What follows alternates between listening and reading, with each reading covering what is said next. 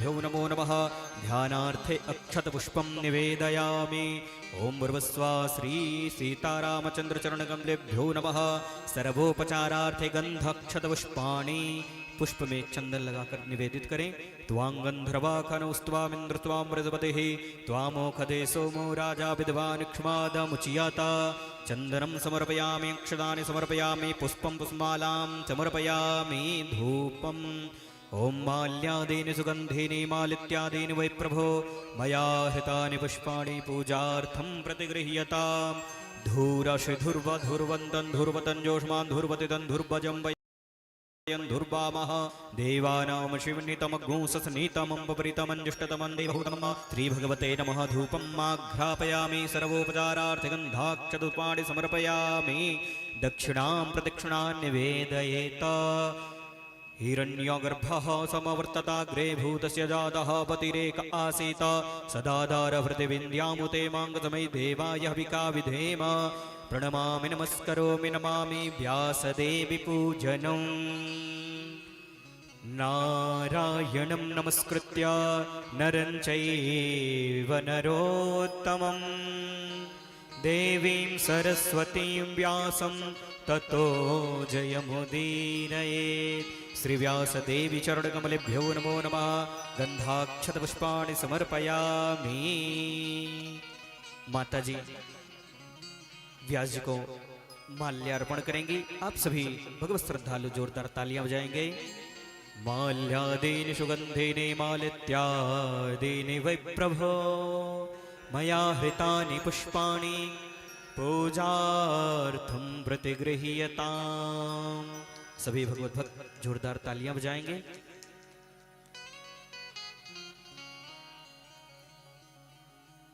ओम व्रतेन दीक्षामाप्नोति दीक्षायाप्नोति दक्षिणां दक्षिणा श्रद्धामाप्नोति श्रद्धाया सतियामाप्यते। ओम भूर्भुवस्सुः। सभी भगवत श्रद्धालु जो पंडाल में विराजमान हैं, आप सभी से निवेदन, अपने स्थान पर खड़े हो जाएंगे। भगवान राघवेंद्र सरकार की हम सभी भक्त मिलकर पावन आरती करेंगे।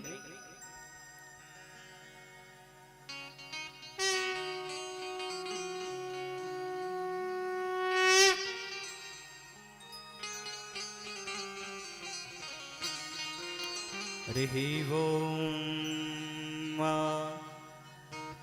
आरार्त्रिवार्दिवग्गोरजः विदुर्प्रायिदामभिः दिवः सजागुसि बृहते भिषिसस आत्वेकं वर्तते तमः।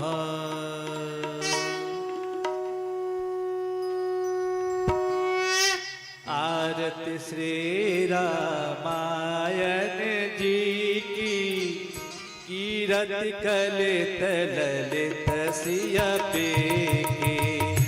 आरती श्री रामायण जी की कीरति कलित ललित सिया पे की। आरती श्री रामायण जी की कीरति कलित ललित सिया पे की। आरती श्री रामायण जी की कीरति कलित ललित सिया पे की।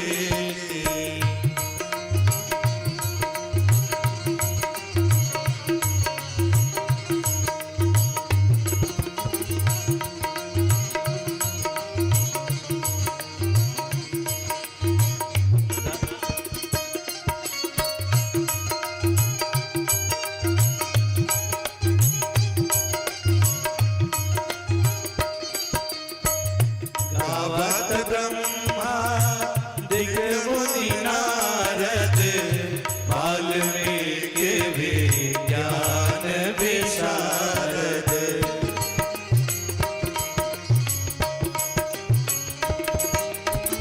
गावत ब्रह्मा दिग मुनि नारद वाल्मीकि विज्ञान विशारद। सुख सनकादि शेष अनुसारद स्मरण पवन शेष अनुसारद। वरण पवन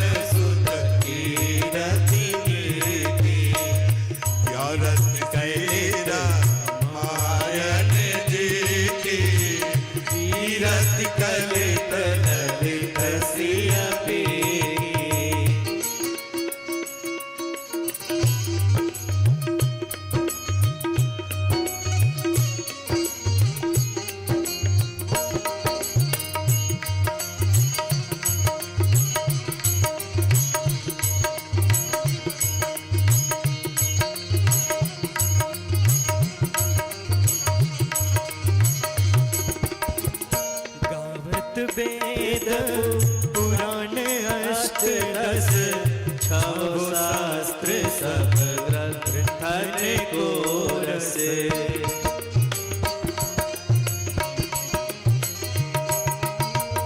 गावत वेद पुराण अष्ट दस छौ शास्त्र सब ग्रंथन को रस।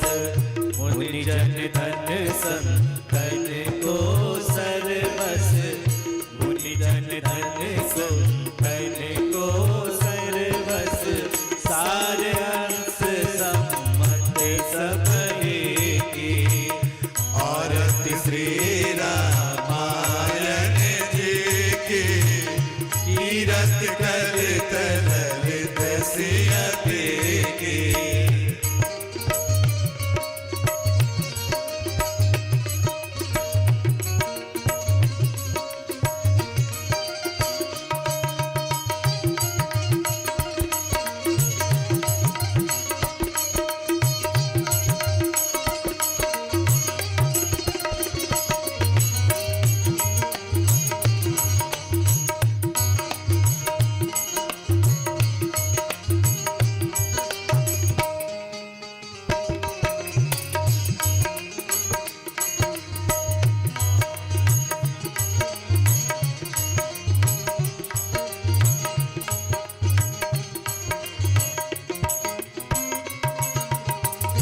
गावत संतत शंभु भवानी। अरुघट संभव मुनि विज्ञानी।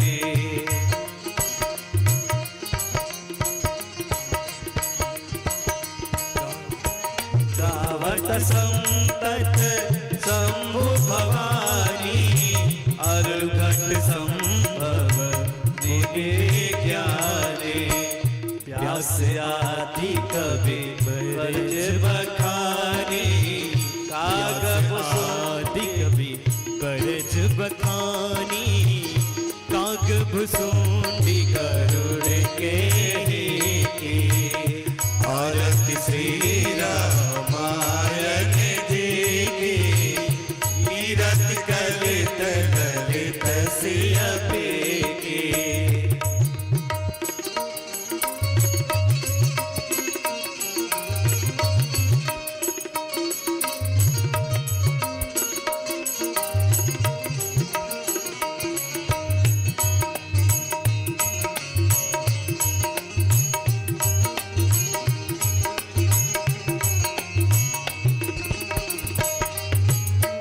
कलिमल हरनी शरस फीकी।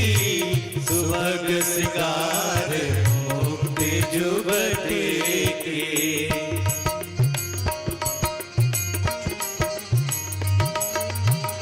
कलिमल हरनी शरस फीकी। सुभग सिगार मुक्ति जुबती की। दलन रोग भव पूरी अमीकी। दलन रोग भव पूरी अमीकी। तात बात सब विधि तुलसी की। आरती श्री रामायण जी की। कीरत कलित ललित सियति की।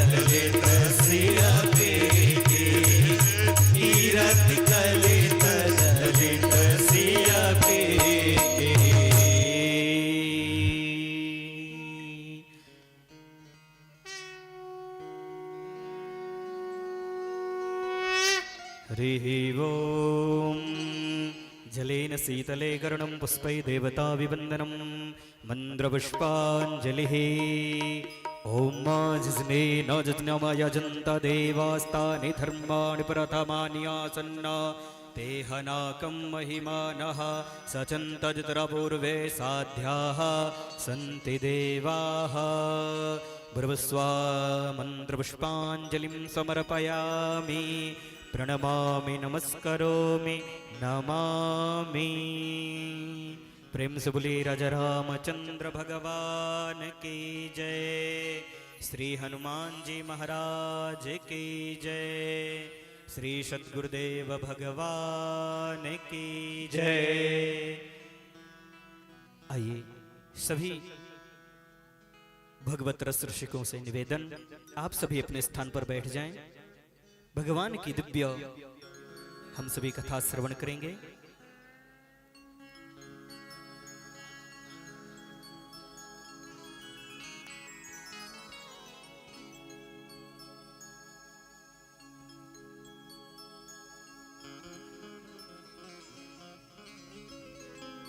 प्रेम से बोलिए यज्ञ नारायण भगवान की जय हो। जहां तक कि मेरी आवाज जा रही है भक्तों, अंत वाला तो सब भला। माता एवं बहने भाइयों बुजुर्गों से निवेदन है, आज और कल थोड़ा कथा का समय परिवर्तन किया गया है। आज ही सूचना सुन लें, कल कथा का समय जो है परिवर्तन किया गया है। ये कथा 4:30 बजे से लेके 7:30 पौने 8 बजे तक चलेगी, क्योंकि कल व्यास जी का विदाई भी है और यात्रा भी है। 26 तारीख को बांका जिला के आसपास ग्राम में श्रीमद् भागवत कथा का कलश यात्रा है, तो वहां भी जाना है। तो कल कथा का जो समय है 4:30 बजे से सभी भक्तों को सूचित करते हुए, कल की जो कथा होगी विश्राम दिवस की 4:30 बजे से आप लोग उपस्थित हो। और कल यज्ञ भगवान का पूर्ण आहुति भी है।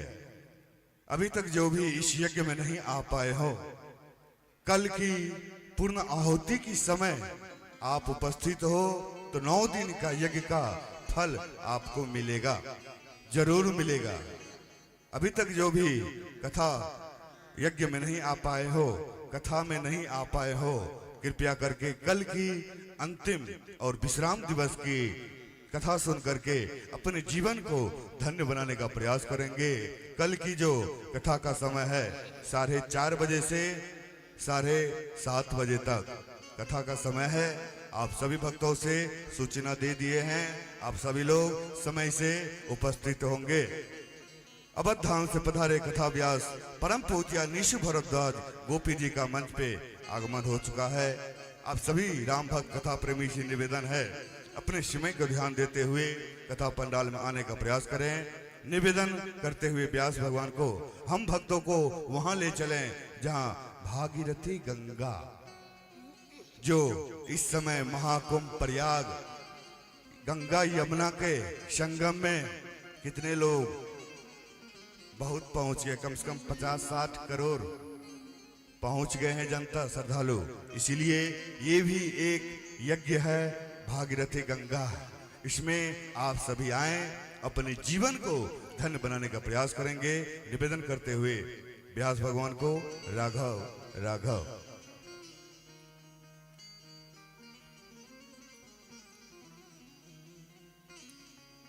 श्री राम। जय जय सिया राम, जय जय सिया राम, जय जय सिया राम, जय जय सिया राम। राम जय जय सिया राम, जय जय सिया राम। श्री राम जय जय सिया राम, जय जय सिया राम, जय जय सिया राम, जय जय सिया राम। श्री राम जय जय सिया राम, जय जय सिया राम।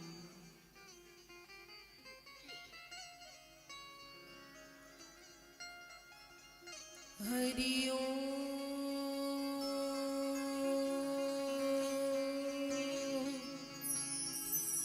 स्वस्ति श्री गणेशाय नमः।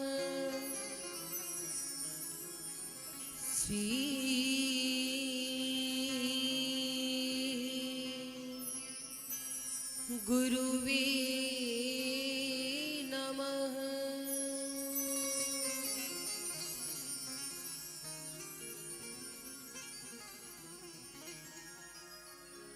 वरिणानामर्थ संघानां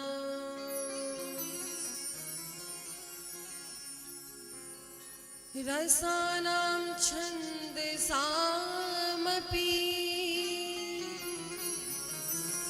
मंगलानां च कर्तारो वन्दे वाणी विनायको भवानी शंकरो वन्दे श्रद्धा विश्वास रूपिणो याभ्यां विना न पश्यन्ति सिद्धा स्वान्तः स्थमीश्वरम्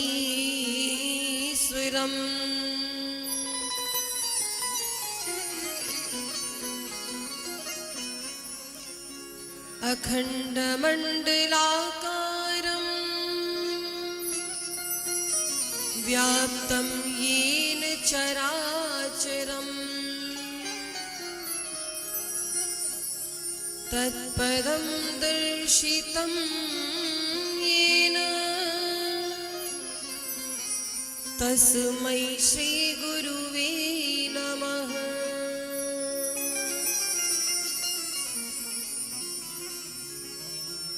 ध्येयं सदा परिभवग्नं भीष्टदोहम् तीर्थास्पदं शिववीरञ्चिनुतं शरण्यम् भृत्यार्त्रिहं प्रणतपालभवाब्धिपोतम् वन्दे महापुरुष ते चरणारविन्दम्।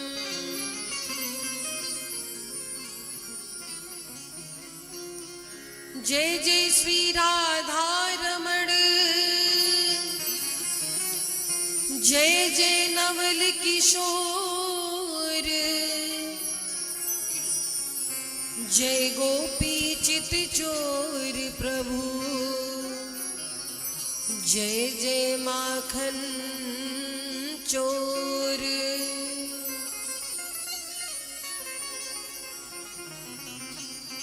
मंगलम कौशलेन्द्राय महनीय गुणाब्धये चक्रवर्ती तनुजाय सार्वभौमाय मंगलम्। अतुलित बलधामं हेम शैलाभिदेहं दनुजवन कृशानुं ज्ञानिनामाग्रगण्यम् सकल गुण निधानं वानराणामधीशं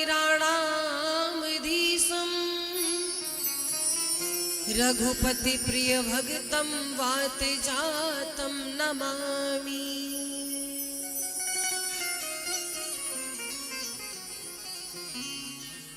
बोली राघवेंद्र सरकार की जय। शिव शक्ति धाम की जय। यज्ञ नारायण भगवान की जय। बोलिए अयोध्या धाम की जय हो। श्री राम या मॉनिटर ऑन कीजिए वाला। श्री राम श्री राम श्री राम। परमाध्यक्ष अनंत कोटि ब्रह्मांड नायक सर्वेश्वरेश्वर पुराण पुरुषोत्तम भक्तवांछा कल्पतरु श्री सीताराम जी की शब्दमयी मूर्ति श्री रामचरितमानस की पावन कथा का आज अष्टम दिवस है। आप सभी रसूलपुर ग्रामवासी बड़े भाव के साथ बड़े श्रद्धा के साथ विगत 7 दिनों से भगवान की इस लालित्यमयी गाथा का श्रवण लाभ प्राप्त करके अपने जीवन को धन्य बना रहे हैं। इस प्रांगण में उपस्थित हमारी श्रद्धामयी माताएं, भगवत भक्त सामवेद के साधक आचार्यगण, मुख्य यजमान जी, जिनका शुभ संकल्प, जिसके विकल्प के रूप में हम सभी उपस्थित हुए हैं, आप सभी को सादर जय जय श्री सीताराम। फेसबुक, यूट्यूब के माध्यम से घर बैठे लाइव प्रसारण को देख रहे श्रोताओं को सादर जय श्री सीताराम। आइए हम सभी आज अष्टम दिवस की कथा में प्रविष्ट हो। इससे पूर्व भगवान नाम संकीर्तन का आश्रय लेते हुए वाणी को, जीवा को पवित्र करेंगे। तत्पश्चात भगवान की इस लालित्यमयी गाथा को सुनने सुनाने का उपक्रम आरंभ करेंगे। बोलिए राघवेंद्र सरकार की जय। हरे राम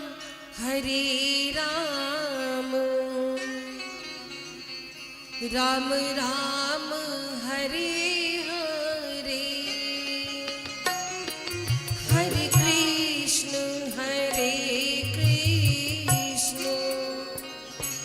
कृष्ण कृष्ण हरे हरे, हरे राम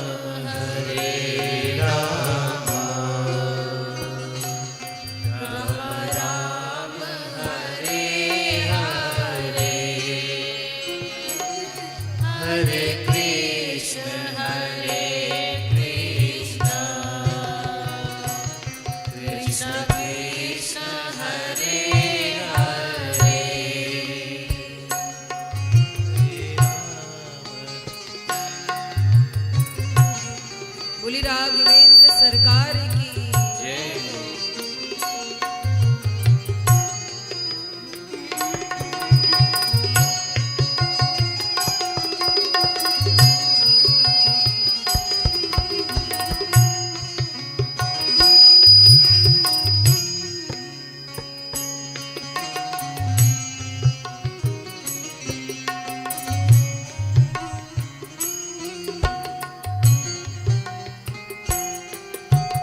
और ये भगवान का सुंदर कीर्तन है, इसका गुणगान सभी तालियों की सेवा करते हुए करेंगे। बोलो राघवेंद्र सरकार की हरे राम राम राम हरे हरे, हरे कृष्ण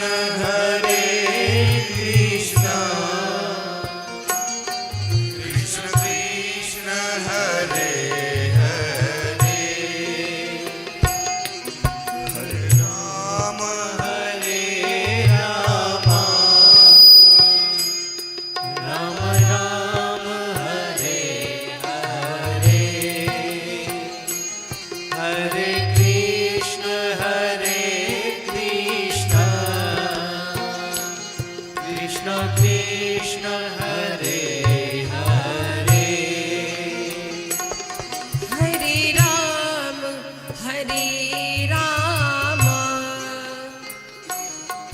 राम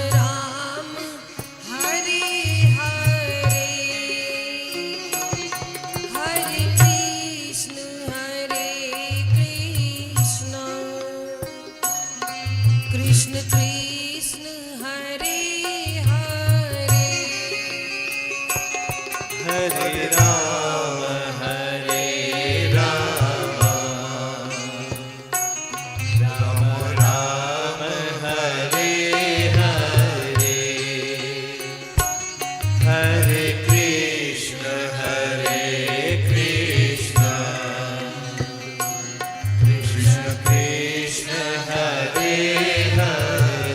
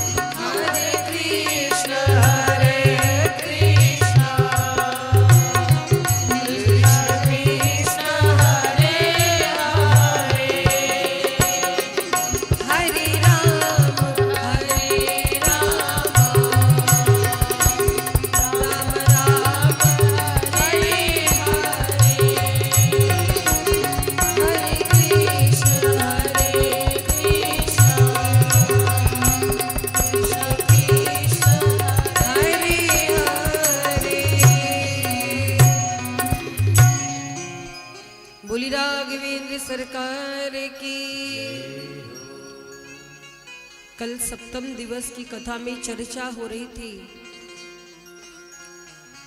भैया भरत जी पूरे समाज को लेकर के भगवान श्री राम जी को मनाने के लिए चल पड़े हैं। भरत जी राम जी को मनाने के लिए चल पड़े हैं। पूरा समाज साथ है, गुरुदेव साथ में है। गुरुदेव वशिष्ठ की पत्नी गुरु माँ अरुंधति भी साथ में है। भैया शत्रुघ्न जी हैं, तीनों मैया हैं और सभी अपने अपने साधनों से है। मैया पालकी में है, गुरुदेव रथ में है। तो महाराज भैया भरत जी की भेंट पहले श्रृंगवेरपुर में निषाद राज गुह से भई है। आप चर्चा सुन रहे थे। निषाद राज गुह से भेंट भई और तत्पश्चात निषाद राज से हृदय लग कर के भरत जी ने प्रेम की एक अनोखी मिसाल प्रस्तुत की। निषाद राज को जब भरत जी ने हृदय से लगाया तो निषाद राज मन में सोचते हैं कि भला राम जी के भाई ऐसा क्यों नहीं करेंगे। देखिए, जात पात ऊंच नीच भेदभाव ये सब समाज की बुराइयां हैं। व्यक्ति कर्म से ऊंचा होना चाहिए, व्यक्ति के कर्म अच्छे होने चाहिए। इंसान की पहचान उसके कर्मों से होती है।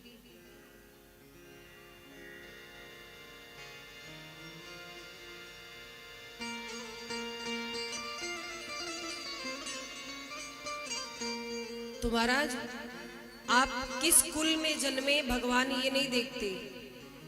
आप ब्राह्मण हैं, क्षत्रिय हैं, वैश्य हैं, शूद्र हैं, ये सब तो लोक रीतियां हैं। भगवान तो केवल भक्तों का भाव देखते हैं।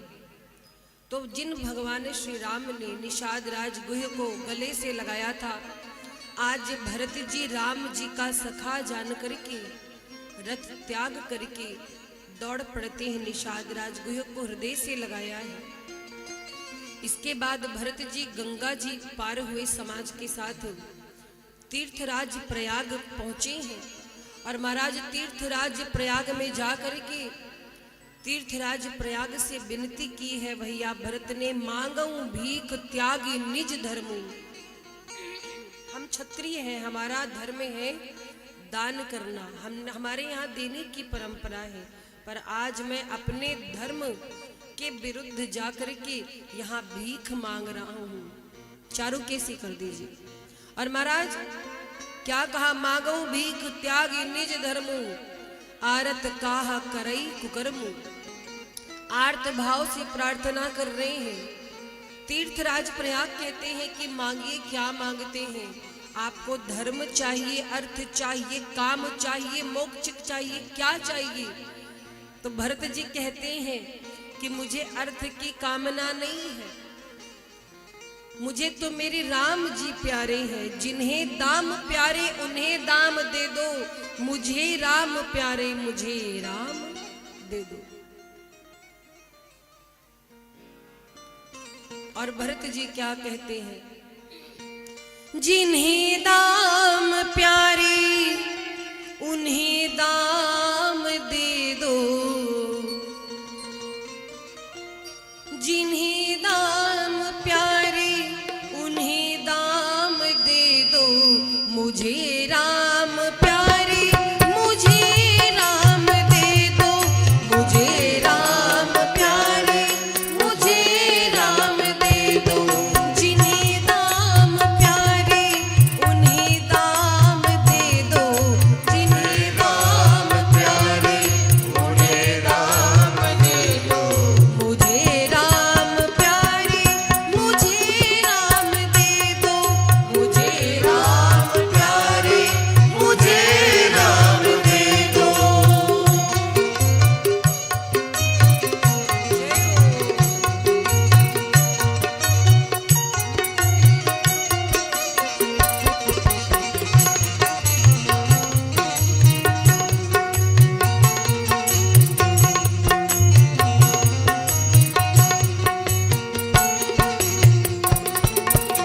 और भाव देखिए भरत जी का, क्या कहते हैं कि मुझे तो केवल राम जी का सहारा है और कुछ नहीं। तो क्या कहा, उन्हीं के भरोसे उन्हीं का सहारा, उन्हीं के भरोसे उन्हीं का सहारा, जिन्हें मैंने हर सुख में दुख में पुकारा, हर सुख दुख में पुकारा। मेरी जिंदगी राम को थामने दो, मेरी जिंदगी राम को थामने दो, मुझे राम प्यारे मुझे राम दे दो, मुझे राम प्यारे मुझे राम दे दो।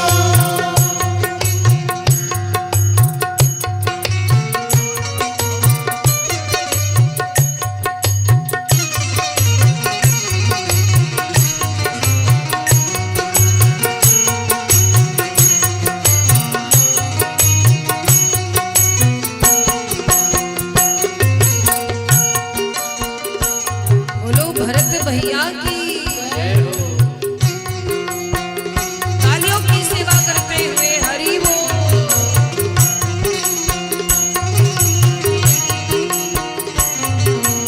जय हो।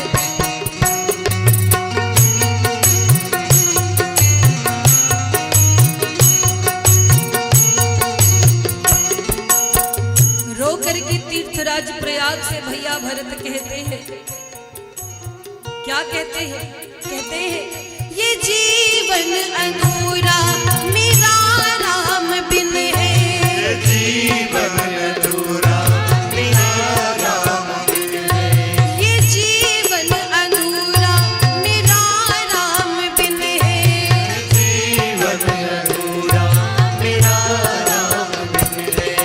इसी एक उलझन में हर एक दिन है,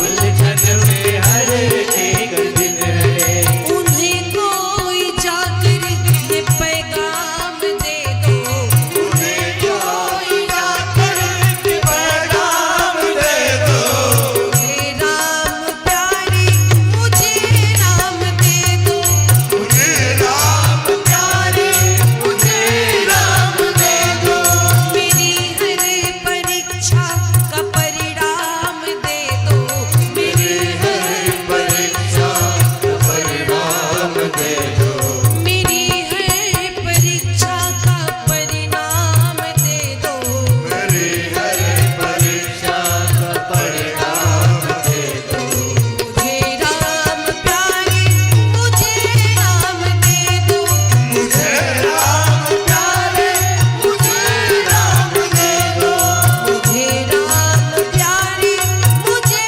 राम दे दो, मुझे राम प्यारे मुझे राम दे दो। क्या कहा भैया भरत ने, जिन्हें दाम प्यारे उन्हें दाम दे दो, मुझे राम प्यारे मुझे राम दे दो।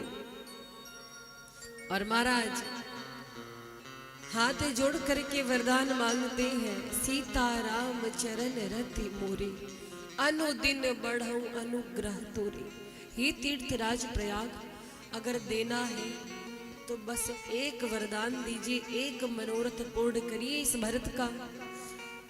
ये भरत आज आपसे श्री सीताराम जी के चरणों का प्रेम मांगता है, सदैव निरंतर ये प्रेम बढ़ता रहे, आपकी ऐसी कृपा हो। और महाराज भरत जी को तीर्थराज प्रयाग ने आशीर्वाद दिया और भरत जी भारद्वाज मुनि के पास आए हैं समाज को लेकर। अच्छा भरत जी भारद्वाज मुनि के पास तो आए और मन में ये विचार कर रहे थे कि क्या मुख दिखाऊंगा, क्या जाकर मुनिवर से कहूंगा, यहाँ पर क्यों आया हूँ। भरत जी ग्लानि महसूस कर रहे हैं हृदय में। और जैसे भरद्वाज जी के आश्रम पर भरत जी पहुंचे, भरद्वाज मुनि ने देखा है, भरत जी ने दौड़ करके दंडवत किया, भरद्वाज जी ने हृदय से लगा लिया है। भरत जी को भारद्वाज मुनि ने हृदय से लगाया। भरत जी की आंखों में आंसू देख करके भरद्वाज जी कहते हैं, भरत जी आप जैसा इस संसार में दूसरा कोई नहीं हो सकता। मुझे सब पता है, आपके आने के पूर्व मुझे सारी सूचना मिल गई थी। आप निराश ना हो, आप जैसा इस संसार में कोई हो ही नहीं सकता है। और रामचंद्र जी के प्रति आपका जो प्रेम है वो सब जानते हैं। भरद्वाज जी से आशीर्वाद प्राप्त किया है भैया भरत ने, और इसके बाद तीर्थराज प्रयाग में स्नान किया है। निषाद राज गुह के हाथों में हाथ डाले भरत जी आगे बढ़ते हैं, मानो साक्षात आज प्रेम ही शरीर धारण करके आ गया हो। और महाराज भरत जी जैसा राम जी से प्रेम करने वाला और दूसरा कौन हो सकता है। तो कहा गया है, भरत सरिस को राम सनेही, जगु जप राम राम जप जी। भरत जी राम जी का जाप करते हैं, पर भैया राम भरत जी को जपते रहते हैं। और महाराज भरत जी ने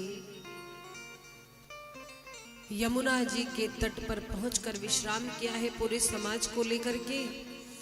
और यमुना जी के तट पर विश्राम किया, यमुना जी को प्रणाम किया। आगे अब चित्रकूट की ओर बढ़ रहे। निषाद राजगुह भरत जी को रास्ता दिखाते, राम जी इधर से गए थे, ऐसी ऐसी बातें कर रहे थे, आपकी चर्चा कर रहे थे। भरत जी सुनकर बड़े आनंदित हुए। और महाराज भरत जी को लेकर के अब निषाद राजगुह कहाँ पहुंचे हैं? चित्रकूट। चित्रकूट में पायस्वनी नदी के तट पर कामदगिरी पर्वत है, पर्वत शिरोमणि कामदगिरी। निषाद राजगुह जी ने दर्शन कराया कि इसी पायस्वनी नदी के तट पर श्री सीताराम जी और लक्ष्मण जी निवास करते हैं। भरत जी को जैसे कोई खजाना मिल गया हो, जो प्राण अभी तक सूख रहे थे, मानो उसमें कुछ शक्ति आ गई हो। और महाराज इधर राम जी रात में जब शयन किए तो रात का एक पहर बाकी था, राम जी उठ गए। और इधर जानकी जी को बुरे बुरे स्वप्न आ रहे थे। जानकी जी को बुरे स्वप्न रात में आए हैं, और जिसे देख करके जानकी जी घबरा गई। उठ करके सुबह राम जी को स्वप्न के बारे में बताया कि आज मैंने स्वप्न देखा है, बहुत बुरा स्वप्न देखा है। और महाराज सभी लोग उदास हैं, दीन दुखी हैं। ये जानकी जी अपना स्वप्न बता रहे हैं कि मैंने देखा है कि अयोध्या की प्रजा बड़ी उदास है, और जो हमारी सासू माँ है तीनों, उनको हमने बड़े बुरे वेश में देखा है, अपशगुन वाले वेश में देखा है। सीता जी का स्वप्न सुनकर राम जी के नेत्रों में आंसू आ गए और सोच के वश हो गए राम जी। राम जी कहते हैं, ये जो स्वप्न आपने देखा है जानकी जी, ये तो कुछ और ही संकेत कर रहा है। लगता है कोई अशुभ समाचार मिलने वाला है, कुछ बुरा समाचार मिलेगा। और इसी बात के सोच वश होकर के छोटे भैया लक्ष्मण जी के साथ राम जी ने महादेव जी का पूजन किया, महादेव जी का पूजन किया है। और महाराज इधर भरत जी द्वार पर जाने से डर रहे, राम जी से मिलने के लिए व्याकुल तो है पर हिम्मत नहीं हो रही, कैसे जाएं। निषाद राजगुह से कहते हैं कि क्या राम जी मुझे क्षमा कर देंगे, मैं तो बहुत बड़ा अपराधी हूँ, कौन सा मुख लेकर सामने जाऊं। निषाद राज कहते हैं, भैया भरत, राम जी आपसे बहुत प्रेम करते हैं, आप जैसा सोच रहे वैसा कुछ भी नहीं है। जोर की आंधी चली, जब जोर की आंधी चली है महाराज, पशु पक्षी आश्रम की ओर, जहां पर श्री राम जी विराजमान है, आश्रम की ओर आने लगे। और राम जी को कुछ संकेत लगा कि ये आंधियां क्यों चल रही हैं, ये जितने पशु पक्षी हैं इस ओर क्यों आ रहे हैं। तब तक कोल भील आ पहुंचे। कोल भील आते हैं और राम जी से कहा कि राम जी, आपके कोई भाई है जो आप जैसे दिखते हैं? राम जी बोले, हाँ हाँ, मेरा भरत है। क्यों? कहते हैं कि भरत जी चतुरंगड़ी सेना लेकर के आ रहे हैं। और महाराज जैसे ये बात सुनी है लक्ष्मण जी ने, राम जी तो सुनकर के मन ही मन खुश हो गए कि मेरे भरत आ रहे हैं, लेकिन सोच रहे कि आखिर भरत अचानक से यहाँ क्यों आ रहे, क्या कारण हो सकता है। तब तक भैया लक्ष्मण अपनी जटाओं को कसने लगे। तरकस तीर कस लिया है और बोले, आने दो, भरत को अभी सिखाता हूं। लक्ष्मण जी को लगा भरत जी राम जी से युद्ध करने आ रहे हैं, तो लक्ष्मण जी उठ करके खड़े हुए और क्या कहते हैं? कहते हैं कि अयोध्या का राज सिंहासन भरत को मिल गया, इतने पर भी संतोष नहीं है। जो यहाँ वन में राम जी को अकेला समझ करके भरत जी यहाँ आ रहे हैं, आने दो। आज स्वयं क्यों महादेव भरत की रक्षा के लिए ना आ जाएं, आज मैं भरत जी को छोड़ूंगा नहीं। उन्होंने हमें कम नहीं प्रचारा है, अब अच्छा अवसर आया है। और महाराज लक्ष्मण जी क्रोध पूर्ण है, कहते हैं कि आज राम जी के निरादर का फल मैं भरत को दे करके रहूंगा। और जिस प्रकार से लक्ष्मण जी क्रोध से खड़े हुए, ऐसा लगा मानो वीर रस सोता हुआ वीर रस जाग उठा हो। लक्ष्मण जी को देख करके राम जी सन्न रह गए कि लक्ष्मण का ये क्या रूप है। लक्ष्मण जी क्रोध में है पूरे भरत जी से युद्ध करने के लिए। और महाराज लक्ष्मण जी कहते, अच्छा हुआ जो सारा समाज एक साथ आ रहा है, आज मैं सारा पिछला बदला लूंगा, पिछला सारा क्रोध आज प्रकट करूंगा, जो जो लपेटे में आएगा सबको समाप्त कर दूंगा। और महाराज सारे संसार में भय व्याप्त हो गया लक्ष्मण जी के कोप से कि अब क्या होगा। और तभी लक्ष्मण जी के बाहुबल की प्रशंसा करती हुई आकाशवाणी हुई। क्या आकाशवाणी हुई? तात प्रताप प्रभाव तुम्हारा, को कही सकई को जान निहारा।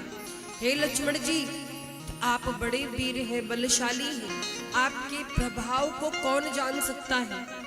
लेकिन एक बात जान लीजिए, अपने इस विचार को आप त्याग दीजिए। भरत जी की जो भावना है वो युद्ध की नहीं है। आपके प्रभाव को कोई नहीं जान सकता, पर उचित अनुचित समझ करके ही व्यवहार करे तो अच्छा होगा। आकाशवाणी को सुनकर लक्ष्मण जी लज्जित हो गए। आकाशवाणी को सुनकर लक्ष्मण जी लज्जित हुए और सकुचा गए। और महाराज रामचंद्र जी और सीता जी ने आदर के साथ सम्मान किया है।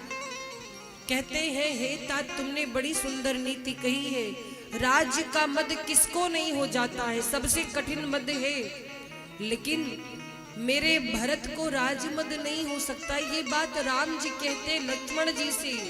मसक फूक मकु मेरु उड़ाई, होई ना नृप मृदु भरत ही भाई। भरत को कभी भी राजमद नहीं हो सकता है। और महाराज जब इस प्रकार से बात कही है राम जी ने, लक्ष्मण जी शांत बैठ गए। इधर भरत भैया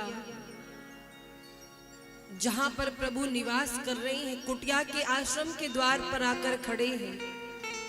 और गोस्वामी जी कहते हैं, प्रेम अमीय मंदर बिरह भरत पयोधि गंभीर।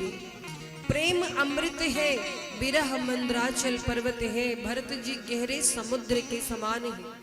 कृपा के समुद्र श्री रघुनाथ जी ने देवता और साधुओं के हित के लिए स्वयं मथ करके यह रूप प्रकट किया है। प्रेम रूपी अमृत प्रकट किया है। ये अमृत कौन है? महाराज जी प्रेम है भरत जी का।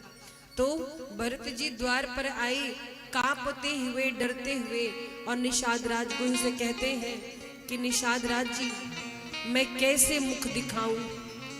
कहीं मेरे भैया राम मुझ पापी का मुंह देखकर यहाँ से चले तो नहीं जाएंगे? क्योंकि मैं तो इतना अभागा हूं। मैं ननिहाल गया, मेरे आने से पहले पिताजी छोड़कर चले गए, पिताजी ने मेरा मुख नहीं देखा, और भैया राम वन को चले आए। मैं इतना अभागा हूं, आज कहीं मुझे यहाँ पर देखकर भैया राम इस स्थान को छोड़कर चले गए तो? निषाद राजगुरु कहते, नहीं भरत जी, आप ऐसा मत सोचें। राम जी आपसे बहुत प्रेम करते हैं। और महाराज, जब भरत जी ने बहुत साहस किया और आवाज लगाई, पाही नाथ कही पाही गोसाई, जैसे कहा पाही नाथ कही पाही गोसाई, हे प्रभु मेरी रक्षा करिए, हे प्रभु मेरी रक्षा करिए। और गोस्वामी जी लिखते हैं कि भूतल परे लकुट की नाई। लाठी जानते हो आप लोग? लाठी, लाठी को ऐसे पकड़िए और छोड़ दीजिए। लाठी जैसे गिरती है भूमि पर अचानक से, वैसे आज भैया भरत भूमि पर गिर पड़े और कहते हैं, रक्षा कीजिए गोसाई। गुहार लगाई है, दुहाई सरकार रक्षा करिए, मेरी रक्षा करिए। और महाराज क्या हुआ? जैसे ही भरत जी ने आवाज लगाई, राम जी लक्ष्मण जी बैठे हैं, राम जी ने भी भरत जी की आवाज को सुना और लक्ष्मण जी ने भी सुना, पर राम जी भरत जी की आवाज को सुनकर के उठ नहीं रहे।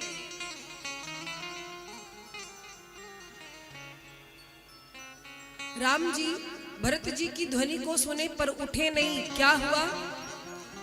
राम जी सोच रहे हैं कि लक्ष्मण जी मुझसे कहें तब मैं उठूंगा, क्योंकि थोड़ी देर पहले लक्ष्मण जी भरत जी का विरोध कर रहे थे, इसलिए राम जी ने अनसुना कर दिया।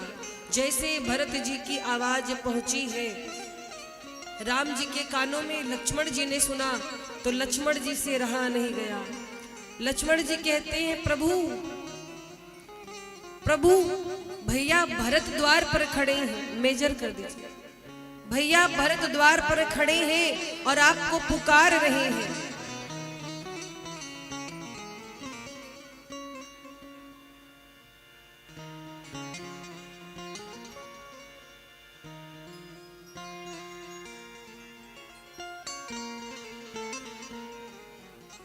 भैया भरत जी की ध्वनि सुनिए। लक्ष्मण जी कहते हैं, भैया आपको भैया भरत पुकार रहे हैं, जाइए, प्रभु आपको भरत जी पुकार रहे। लक्ष्मण जी ने जब यह बात कही है तब महाराज राम जी उठे हैं और आज राम जी का प्रेम समाए नहीं समाता है।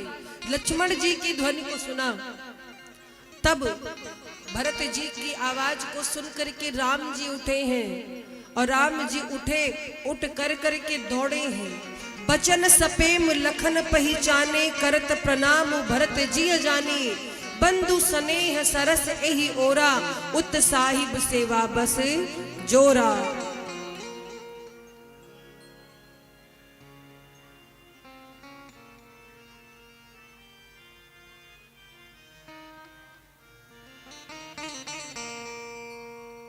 तो क्या हुआ महाराज?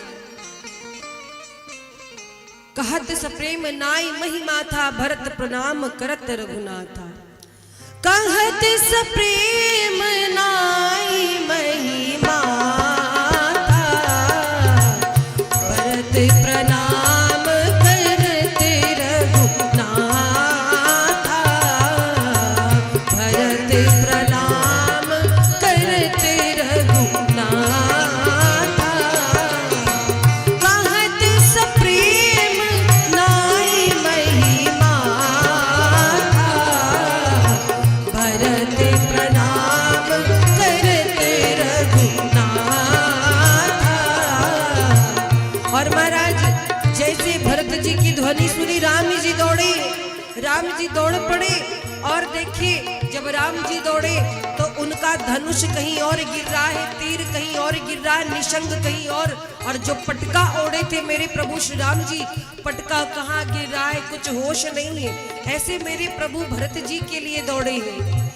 उठी राम सुनी प्रेम अधीरा, उठी राम सुनी प्रेम अधीरा, कहूँ पट कहूँ निशंग धनु तीरा, कहूँ पट कहूँ निशंग धनु तीरा, कहूँ पट कहूँ निशंग धनु तीरा। क्या हुआ? श्री राम जी जब दौड़े हैं तो उनका पटका, उनका धनुष, उनका तरकस, वस्त्र कहीं गिर पड़ा। किसी ने कहा कि राम जी ये चार चीजें छोड़ करके क्यों दौड़े? तो राम जी मानो कहना चाहते हो कि भरत जी भी चार चीज छोड़कर मेरे पास आई है। धर्म, अर्थ, काम, मोक्ष छोड़कर भैया भरत आई। तो जब भरत जी मेरे लिए धर्म, अर्थ, काम, मोक्ष का त्याग कर सकते हैं, तो क्या मैं उनके लिए चार चीजों का त्याग नहीं कर सकता? और एक बात यहाँ पर राम जी मानो संदेश देना चाहते हो कि जब दो भाइयों का मिलन होता है, जब दो भाई गले लगते हैं, मिलते हैं, तो उसके बीच में किसी को आना नहीं चाहिए।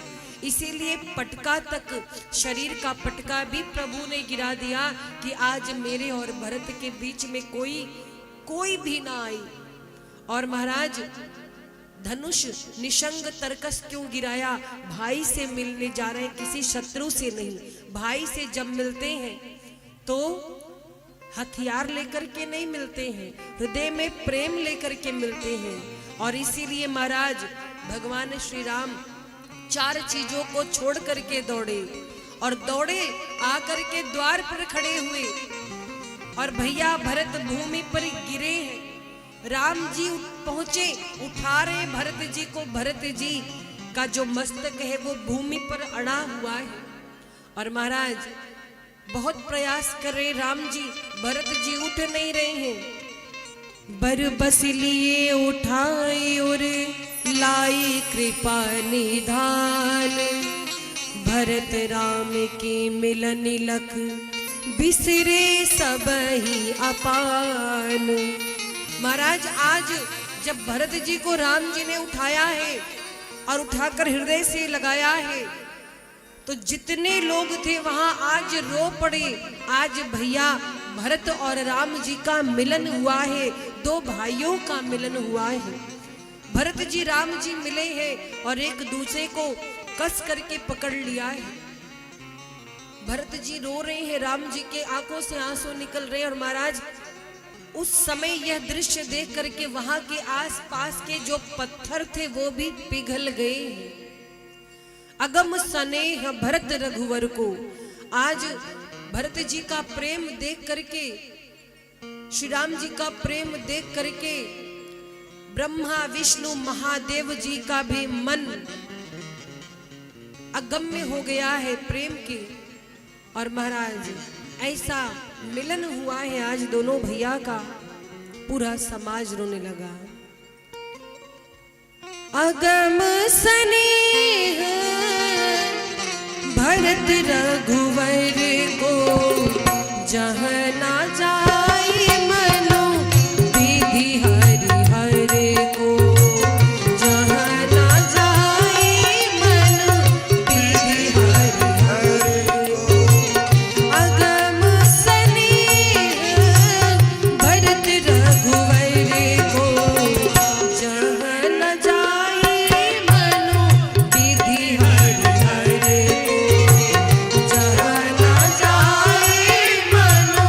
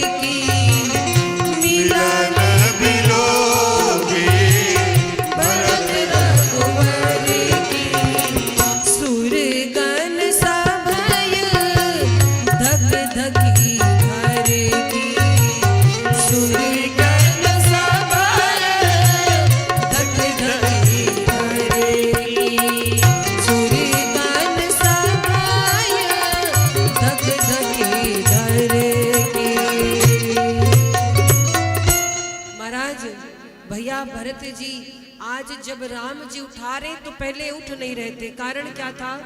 अभी पाछे रखिएगा। कारण ये था, सुनिए, क्योंकि भरत जी जानकी मैया को अपनी माँ मानते हैं। और जानकी जी की माँ कौन है? जानकी जी किसकी पुत्री है बताइए? धरती माता की पुत्री है। तो जब भरत जी भूमि पर गिरे हैं ना, पाही नाथ कही पाही गोसाई, भूतल परे लकुट खिनाई। जब डंडे की भांति भैया भरत गिरे भूमि पर, तो धरती मैया ने भरत जी को कस के जकड़ लिया। क्यों? ऐसा नाती पाकर के धरती मैया भी धन्य हो गई कि मेरा गजब का नाती, ऐसा साधु, ऐसा परम भक्त राम जी का मेरा नाती है। मानो भरत जी को धरती मैया ने पकड़ लिया था, छोड़ नहीं रही थी, इसीलिए राम जी उठा रहे, भैया भरत उठ नहीं रहे। बहुत प्रयास करने के बाद भैया भरत उठे, अपना मुख ऐसे छुपा लिया था। कहते भैया मैं आपको मुख दिखाने के लायक नहीं। राम जी कहते भरत मुझे सब पता है। महाराज एक बात कही जाती है, जो भी भला बुरा है मेरे राम जानते हैं, और बंदे के दिल में क्या है मेरे राम जानते हैं। इस संसार में आप कितना भी बनावटीपन कर लो, लेकिन आपके भीतर क्या है मेरे राम जी को पता है। जो भी भला बुरा है, जो भी भला बुरा है, मेरे राम जानते हैं। जो भी भला बुरा है, मेरे राम जानते हैं। बंदे के दिल में क्या है, बंदे के दिल में क्या है, मेरे राम जानते हैं। बंदे के दिल में क्या है, मेरे राम जानते हैं। जो भी भला बुरा है, सब राम जानते हैं। भला बुरा है, मेरे राम जानते हैं।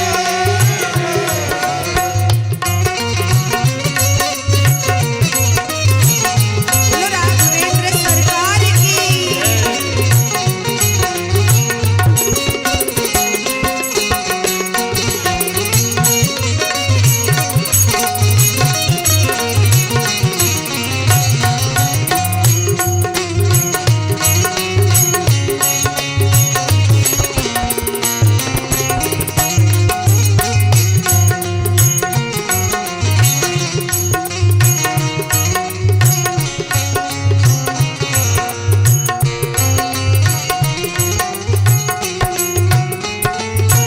और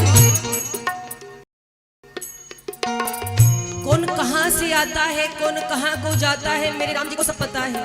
हमको आपको जीवन में कुछ नहीं पता, पर राम जी को सब पता है। इसीलिए बड़ी सुंदर बात कही गई है, आता कहां से कोई, जाता कहां है कोई। आता कहाँ से कोई, जाता कहाँ से कोई। आता कहां से कोई, जाता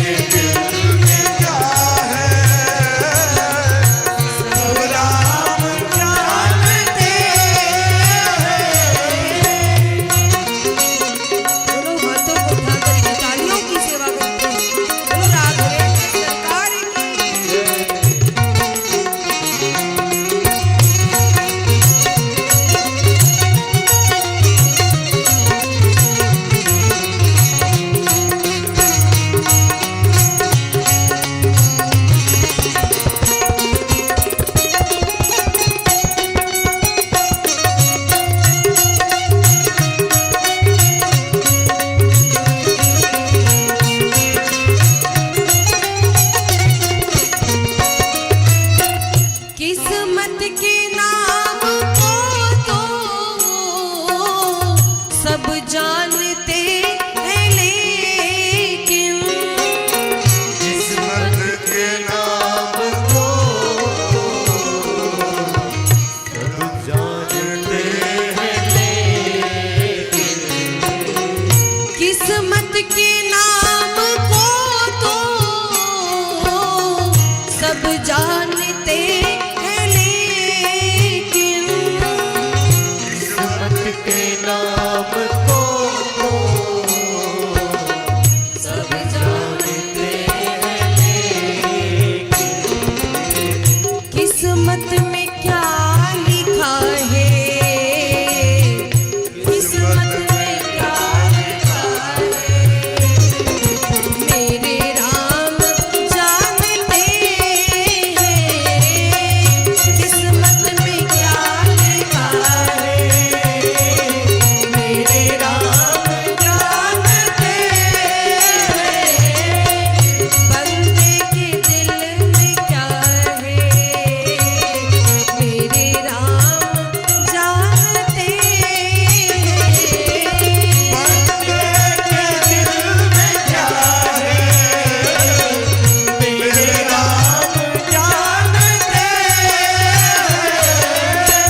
जो भी भला बुरा है, मेरे राम जानते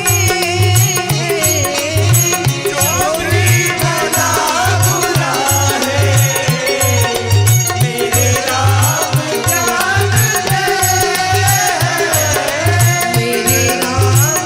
जानते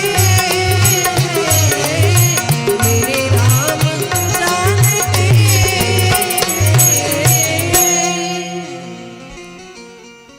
जो भी भला बुरा है,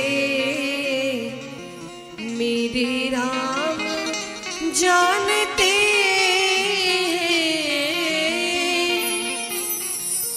तो राम जी को सब पता है, राम जी से कुछ छिपा नहीं है। महाराज, इस संसार में अच्छा क्या है, बुरा क्या है, कौन अंदर से क्या है, कौन बाहर से है, ये दुनिया वाले बेवकूफ बन सकते हैं, मूर्ख बन सकते हैं, दिखावेपन से आकर्षित हो सकते हैं, मेरी प्रभु नहीं।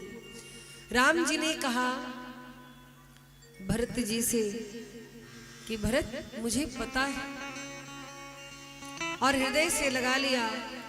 पूरा समाज रो पड़ा, पूरा समाज एक दूसरे से मिला। भरत जी, शत्रुघ्न जी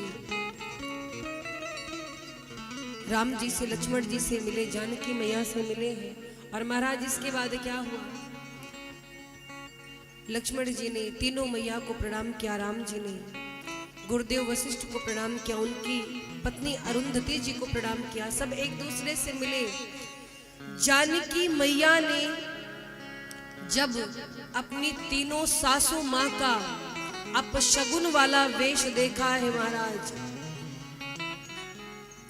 जानकी जी भयभीत हो गई, सहम गई, सोच में पड़ गई। और महाराज यहाँ गोस्वामी जी लिखते हैं कि जब पूरा समाज मिला है एक दूसरे से, तो राम जी पता है किससे पहले मिले हैं, अपनी तीनों माताओं में राम जी सबसे पहले कैकेयी मैया से मिले हैं। प्रथम राम भेटी कैकेयी, कैकेयी जी से राम जी ने भेंट के प्रणाम किया। कैकेयी मैया की आंखों में आंसू आए, राम जी को एकांत में लेकर के आई। आप दर्शन करिए, राम जी को कैकेयी माँ एकांत में लेकर के आई और क्या कहा, कहती है राम तुमने जो जो मुझसे कहा वो सब मैंने किया, तुमने जैसा जैसा कहा मैंने वैसा वैसा किया। आज मैं विधवा हो गई, इस बात का मुझे दुख नहीं, मेरे ऊपर कलंक लगा, इस समाज ने मुझे कलंकित कर दिया। राम मुझे इसका भी दुख नहीं है, दुख केवल एक बात का है, मेरा भरत मेरा मुंह नहीं देखता, मेरा भरत मुझे माँ नहीं कहता। भरत ने मुझे माँ कहना छोड़ दिया है राम, मेरा भरत मुझे माँ नहीं कहता, बस इसी बात का दुख है। राम जी ने माँ को आश्वस्त किया है कैकेयी मैया को मधुर वचनों से, ज्ञान के द्वारा माँ कैकेयी को आश्वस्त किया, सांत्वना दी। माँ कौशल्या से भेंट भई है, माँ सुमित्रा से भेंट भई है राम जी की। और जानकी जी को जैसे मूर्छा आ गई हो, किसको देखकर? अपनी सासुओं का ये बुरा वेश देख करके आंखों पर हाथ रख लिया है, सहम गई, डर गई, ये क्या हुआ मैया? और जब गुरुदेव वशिष्ठ ने श्री चक्रवर्ती जी के स्वर्गवास की बात बताई है महाराज, उस समय राम जी बिलख करके रो पड़े। जो लीला करने वाले हैं आज प्रेम वश होकर के रो पड़े हैं। राम जी को जब पता चला कि नृप कर सुरपुर गवन सुनावा, सुनी रघुनाथ दुसह दुख पावा, व्याकुल होकर के चक्रवर्ती जी को स्मरण करके रोने लगे। उनके साथ पूरा समाज रोने लगा। ऐसा लगा मानो आज ही चक्रवर्ती जी की मृत्यु हुई हो। सबको पूरी बातें याद आ गई, सभी रोने लगे। और गुरुदेव वशिष्ठ जी ने सबको शांत किया है, आश्वस्त किया है। वेद पुराण की कथाएं सुनाकर सबको आश्वस्त किया और कहा राम जी अब आप अपने पिताजी का श्राद्ध कीजिए। जैसे वेदों में बताई गई है विधि, उस विधि के अनुसार पिताजी की क्रिया की है राम जी ने और राम जी शुद्ध हुए हैं। अच्छा, एक बात यहाँ पर लिखी कि राम जी ने पिताजी की क्रिया की, श्राद्ध किया है उनके नाम से। उसके बाद राम जी शुद्ध हुए स्नान करके। राम जी तो परमात्मा है, परमात्मा को शुद्ध होने की क्या आवश्यकता, वो तो अपने में शुद्ध है। पर महाराज मानो राम जी एक ये संदेश देना चाहते हो कि संसार में आने के बाद जब हम मानव जीवन में होते हैं तो हमें हर विधि का, हर क्रिया का पालन करना चाहिए। हमारा मार्गदर्शन करते हैं राम जी। और सत्य तो ये है कि राम जी शुद्ध है, लेकिन शुद्ध होने के बाद महाराज तीर्थों का आवागमन करने से जैसे गंगा जी शुद्ध होती है, पर वास्तव में गंगा जी तो स्वभाव से शुद्ध हैं, गंगा जी से तो तीर्थ शुद्ध होते हैं। वैसे राम जी ने शुद्धिकरण तो किया, पर वास्तव में उनके संसर्ग से कर्म ही शुद्ध हो गए। आज राम जी से कर्म शुद्ध हुए। और महाराज गुरुदेव वशिष्ठ 2 दिन बीतने पर गुरुदेव वशिष्ठ से राम जी कहते हैं कि हे गुरुदेव, पूरा समाज बहुत दुखी है। हे नाथ, यहाँ पर तो बस पाने के लिए इस वन में कंद मूल फल है, किसी ने भोजन भी नहीं किया है। आप एक कार्य कीजिए गुरुदेव, सबको लेकर के अयोध्या को पधारिए। अब सबसे भेंट हो गई, सबका दर्शन हो गया, अब आप वापस जाइए। राम जी ने गुरुदेव वशिष्ठ से जब ये बात कही कि आप समाज को लेकर वापस जाइए, गुरुदेव वशिष्ठ कहते हैं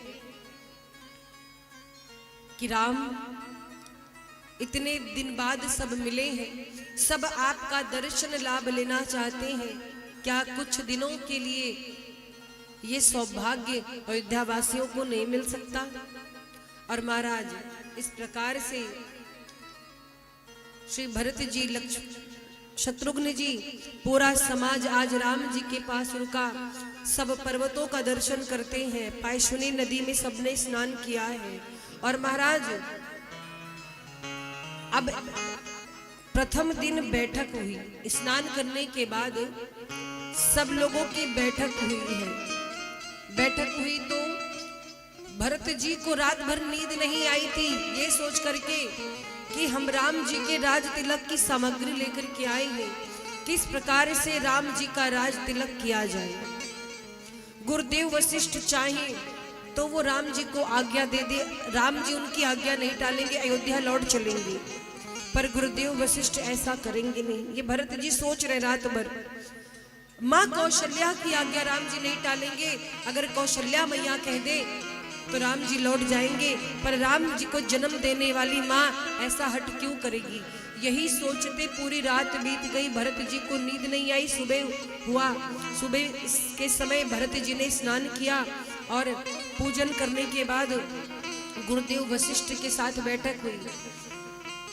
और गुरुदेव वशिष्ठ भरत जी से कहते कि भरत जी, आपके भैया राम सत्य प्रतिज्ञ हैं, स्वतंत्र हैं, वे पिता के वचनों का पालन करने वाले हैं। अतएव मैं तो यही कहता हूं कि राम जी जैसा कहे वैसा ही किया जाए। राम जी की बात मानिए, लौट चलिए, इसी में सबका हित है। बाकी आप लोग समझदार हैं, जैसे सबकी सम्मति हो वैसे ही किया जाए। अब महाराज भरत जी का मुंह देखा तो भरत जी का मुंह छोटा सा हो गया। गुरुदेव वशिष्ठ भरत जी के मन की बात समझ गए, तो बोले भरत जी अच्छा आप बताओ राम जी किस प्रकार से अयोध्या लौटे, क्या उपाय किया जाए। और राम जी का राज्याभिषेक तो सबके लिए परम सुखदायक है, मंगल का मूल है, पर राम जी अयोध्या लौटेंगे कैसे, क्या कहा जाए राम जी से। भरत जी सिर नवाकर हाथ जोड़ करके बोले कि हे गुरुदेव, आपकी आज्ञा को कौन टाल सकता है। आपकी आज्ञा को मेटने वाला कोई नहीं है, कोई भी नहीं टाल सकता है। और आज आप इस भरत से पूछ रहे हैं उपाय। अरे मुझ जैसे व्यक्ति का ये दुर्भाग्य कि आप मुझसे उपाय पूछ रहे हैं, ये मेरा अभाग्य है, मैं क्या कहूं। गुरुदेव वशिष्ठ कहते तो भरत आप और शत्रुघ्न वन में रह जाओ, श्री सीताराम जी लक्ष्मण जी अयोध्या को चले जाए। भरत जी शत्रुघ्न जी हर्षित हो गए और भैया भरत का भाव देखिए, कहते गुरुदेव अगर भैया श्री राम जी लक्ष्मण जी जानकी जी अयोध्या लौटने को तैयार हैं तो मैं भी वन में 14 वर्ष नहीं पूरा जीवन वन में रहने को तैयार है ये भरत, पर मेरे भैया वापस लौट जाएं अयोध्या को। और महाराज ये बात सुन करके गुरुदेव वशिष्ठ विदेह हो गए भरत जी के प्रेम को देख करके। अब ये बैठक समाप्त हुई, पूरा समाज राम जी के पास पहुंचा। गुरुदेव वशिष्ठ ने सबको बैठाया, सभा लगी। गुरुदेव वशिष्ठ कहते राम जी आप सर्वज्ञ हैं, सब कुछ जानने वाले हैं, जिसमें सबका हित हो, आपकी माताओं का भरत जी का हित हो वही उपाय करिए। राम जी एक क्षण के लिए सबको देखते हैं और कहते हैं गुरुदेव आप श्रेष्ठ हैं, मैं क्या उपाय बताऊं। पिताजी के समान आप श्रेष्ठ हैं, आप पिता तुल्य हैं, बड़े हैं, आप जो कहिए वही ये राम करेगा। मैं वादा करता हूं आप जो कहेंगे गुरुदेव ये राम उसी शिक्षा को शीश चढ़ाएगा। गुरुदेव कहते राम जी मैं कोई भी निर्णय कर पाने में सक्षम नहीं हूं। क्यों गुरुदेव? गुरुदेव वशिष्ठ कहते भरत के प्रेम ने मुझे इतना अधीर कर दिया है, भरत के स्नेह ने, भरत के आंसुओं ने मेरी विचारों की शक्ति को छीन लिया है। मैं विचार विहीन हो चुका हूं, कुछ कह पाने में, कोई निर्णय ले पाने में सक्षम नहीं हूं। राम आप ही फैसला करो। और महाराज गुरुदेव कहते मेरी बुद्धि भरत के वश में हो गई है, इसलिए मुझे कुछ सूझ नहीं रहा है। भरत जी की बात सुन लीजिए, भरत जी के हृदय का भाव सुन लीजिए, राम जी भरत जी क्या कहना चाहते हैं। इसके बाद जो निर्णय आपको समझ में आए वो करिएगा, जो आपको उचित लगे। और महाराज राम जी गुरुदेव की बात सुन करके बोल पड़े। राम जी ने क्या कहा? राम जी कहते हैं गुरुदेव मुझे पता है मेरा भरत मुझसे बहुत प्रेम करता है, और मुझे ये भी पता है कि भरत के समान न कोई हुआ है और न कोई होगा। छोटा भाई जान करके मैं इसके मुख पर इसकी बड़ाई नहीं करना चाहता। ये राम जी के शब्द है भरत जी के लिए। फिर भी मैं तो यही कहूंगा कि भरत जी जो निर्णय आज इस सभा में लेंगे ये राम वही मानेगा। ऐसा कह करके राम जी चुप हो गए। और महाराज इसी पर गुरुदेव वशिष्ठ बोल पड़े कि भरत बहुत बढ़िया अवसर है, तुरंत अपने दिल की बात कह दो, आप जो चाहते हो राम जी से कह दो। आज पूरी सभा बैठी है, जो विचार लेकर आए हो अयोध्या से आज कह डालो। तब मुनि बोले भरत सन सब सकोच तज तात, सारा संकोच त्याग दो, कृपा सिंधु प्रिय बंधु सन कहु हृदय के बात, अपने हृदय की बात कह डालो।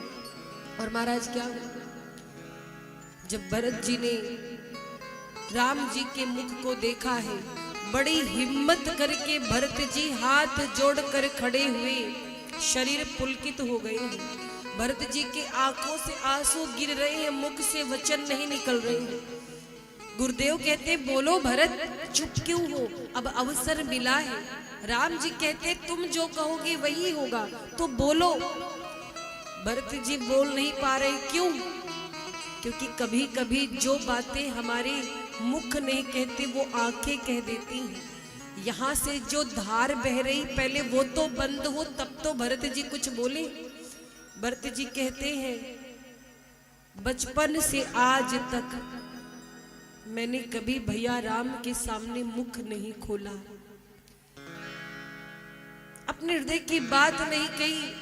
पहले जी भर के मुझे मेरे भैया राम का दर्शन करने दीजिए, जब ये बंद होंगे तब ये बोल पाएंगे। और महाराज आज भरत जी कहते हैं, अपने प्रेम को वर्णन कर रहे हैं। भरत जी कहते हैं मैं अपने स्वामी का स्वभाव जानता हूं, वे अपराधी पर भी क्रोध नहीं करते हैं और मुझ पर तो उनकी विशेष कृपा है, स्नेह है। मैंने प्रभु की कृपा रीति को सदैव देखा है। और क्या कहा, कहते हैं भरत जी कि बचपन में जब हम और भैया गेंद खेलते थे ना, तो जब हम हारने लगते थे तो मेरे भैया राम हमें जिता देते थे। अगर ये भरत हारने लगता था तो भैया मेरा दुख नहीं देख पाते थे। बचपन में मैं जब हार जाता था तो भी मेरे भैया राम मुझे जिताते थे। अब भला इस भरत को मेरे भैया कैसे हारने देंगे? मुझे पूरा भरोसा है मेरे प्रभु पर। आज मेरे स्वामी ने मेरे लिए ये भाव दिखलाया, मानो मुझे सब कुछ मिल गया, मेरी पीड़ा समाप्त हो गई, मेरे कष्ट समाप्त हो गए।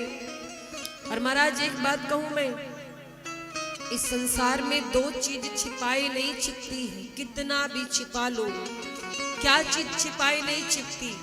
अगर आप किसी से नफरत करते हैं तो सामने वाले को पता चल जाता है, आपके आंखों से, आपके व्यवहार से, आपकी बाणी से। और आप किसी से प्रेम करते तो भी पता चल जाता है। प्रेम और बैर दोनों छिपाए नहीं छिपते। और महाराज इस संसार में सब कुछ प्रेम है। बहुत से लोग होते हैं, ज्ञान तो बहुत होता है उन्हें, पर प्रेम हृदय में नहीं होता है। और भगवान कौन है? प्रेम के वशीभूत है। भगवान तो भक्तों का प्रेम देखते हैं। कितनी भी विद्वता आ जाए, ज्ञान आ जाए, आप दूसरे के दर्द को नहीं समझते तो आपका ज्ञान बेकार है। ज्ञानी होने के बाद यदि आप के अंदर ईर्ष्या है किसी के प्रति तो बेकार है, क्योंकि इस संसार में सब कुछ प्रेम है। और बहुत सुंदर बात कही गई है, जो प्रेम गली में आए नहीं, प्रियतम का ठिकाना क्या जाने। जो प्रेम गली में आए नहीं, प्रियतम का ठिकाना क्या जाने। जिसने कभी प्रेम किया ही नहीं, जिसने कभी प्रेम किया ही नहीं, वो प्रेम निभाना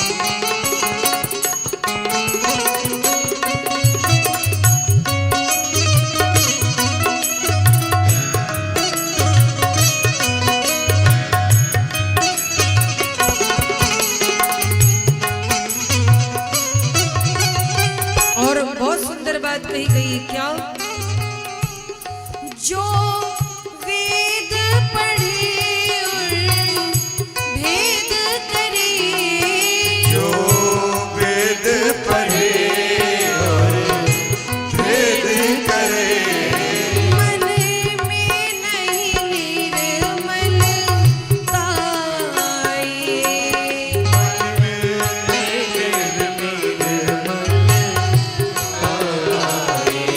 कोई कितना भी चाहे ज्ञान कहे, कोई कितना भी चाहे ज्ञान कहे, भगवान को पाना क्या जाने।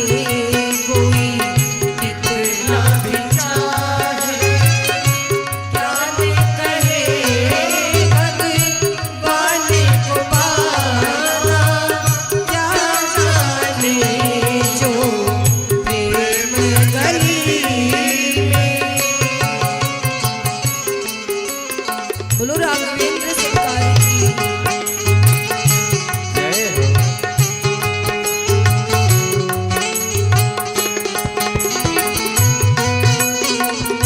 जय हो।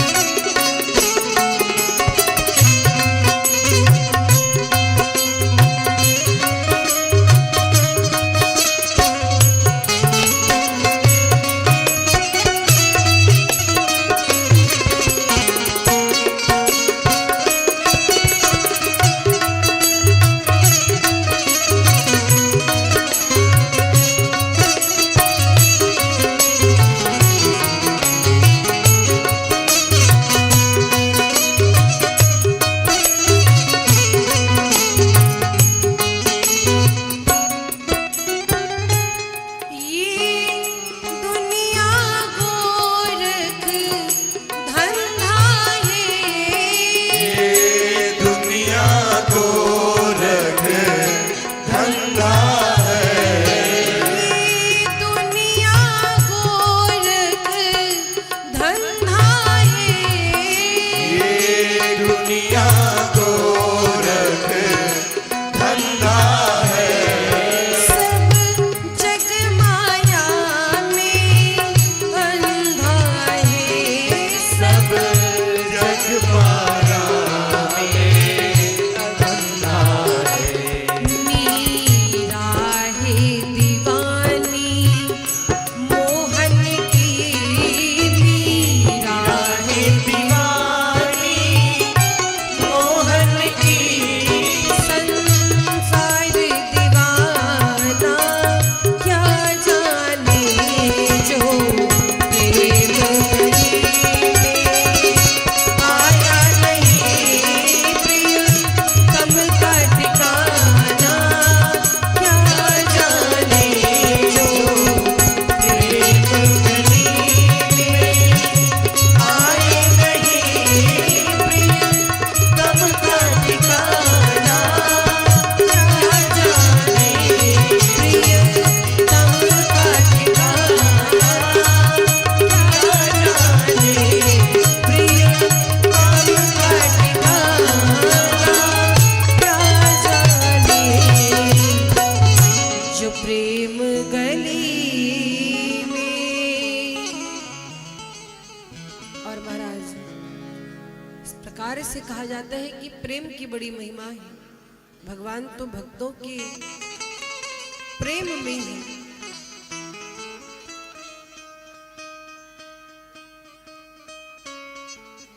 जब इस प्रकार से गुरुदेव ने राम जी से कहा तो राम जी कहते हैं कि बड़ी दुविधा है मेरे साथ।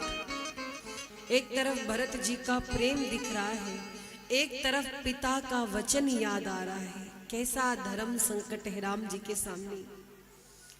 राम जी कहते हैं कि मुझे इतनी बड़ी दुविधा है कि मैं क्या कहूं। पिताजी ने मुझे त्याग करके सत्य को रखा, प्रेम प्रण में अपना शरीर छोड़ दिया और उनके वचनों को असत्य करूं, इस बात पे मुझे सोच हो रहा है। कैसे कर सकता हूं असत्य। ठीक है भरत जी, आप जो कहते हैं वही मैं करूंगा। अब जब राम जी ने कह दिया कि भरत जी जो चाहेंगे वही होगा, देवता घबरा गए। हे भगवान, कहीं राम जी भरत जी के प्रेम में पड़ करके अयोध्या लौट गए तो सारा कार्य चौपट हो जाएगा, बना बनाया। भरत जी पर सारा निर्णय छोड़ दिया गया। भरत जी बैठे हैं, विचार कर रहे हैं। बहुत सोचने के बाद बोले, भैया आपकी आज्ञा में ही मेरा कल्याण है। मैं तो दास हूँ, आप स्वामी हैं, और दास के किसी व्यवहार से स्वामी को सोच में पड़ना हो तो ये तो मेरे लिए बहुत गड़बड़ बात है। मेरे कारण से आपको सोचना पड़े ऐसा मैं कदाचित नहीं चाहता। पर एक निवेदन करता हूं भैया, यदि आप कहें तो मैं और शत्रुघ्न वन में रह जाऊं, पिता का वचन बचा रहेगा। मैं शत्रुघ्न वन में रह जाऊं, आप लक्ष्मण जी और जानकी जी अयोध्या को लौट जाइए, और नहीं तो लक्ष्मण और शत्रुघ्न को अयोध्या लौटा दीजिए, मुझे अपने साथ वन में रख लीजिए प्रभु। अथवा हम तीनों भाई वन में रहे, आप जानकी जी को लेकर के अयोध्या चले जाइए। हे दया के सागर, मैंने तो अपने स्वार्थवश अपनी बात कह दी, पर जो आपको उचित लगे वही करिए। और महाराज राम जी मौन हो गए। राम जी मौन हुए तो पूरी सभा चिंतित हो गई। और इसी बीच जनक जी के दूत आई। गुरुदेव वशिष्ठ ने उन्हें बड़े सम्मान के साथ बुलाया। दूतों ने बताया कि जब दशरथ जी के मरण की सूचना मिली तो जनक जी के कहने पे हम लोग अयोध्या गए थे। वहां पर ये पता करने गए थे कि अयोध्या में क्या चल रहा है। और भरत जी की करनी जब हमने देखी तो जनक जी को जाकर बताया है, और जनक जी बड़े प्रसन्न हुए। सुनैना जी के साथ जनक जी पधार रहे हैं। और महाराज जनक जी का आगमन हुआ, पूरा समाज हर्षित हो गया। आज सुनैना मैया अपनी लाडली जानकी जी से मिली है। जानकी जी को गले लगाकर बहुत रोई। सब एक दूसरे से मिले, आदर भाव हुआ। कौशल्या मैया सुनैना जी को एकांत में लेकर के गई। सुनैना जी को कौशल्या जी एकांत में लेकर के गई और अपने हृदय की बात कही। क्या कहा? सुनैना मैया से कौशल्या जी कहती हैं, महारानी, हे मिथिलेश्वरी, आप तो समझदार हैं। आपको पता है कि मेरा राम पिता के वचन नहीं छोड़ सकता। लेकिन मैं आपसे एक बात पूछती हूँ, इस संसार में प्रकाश के कितने साधन हैं? प्रकाश किन किन चीजों से मिलता है?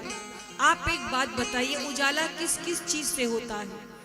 महारानी सुनैना ने कहा, या तो दीपक से, या तो सूर्य से, या फिर मणि से प्रकाश होता है। या तो मणि से प्रकाश मिलता है, उजाला मिलता है ना, या तो दीपक से, और या फिर सूर्य से।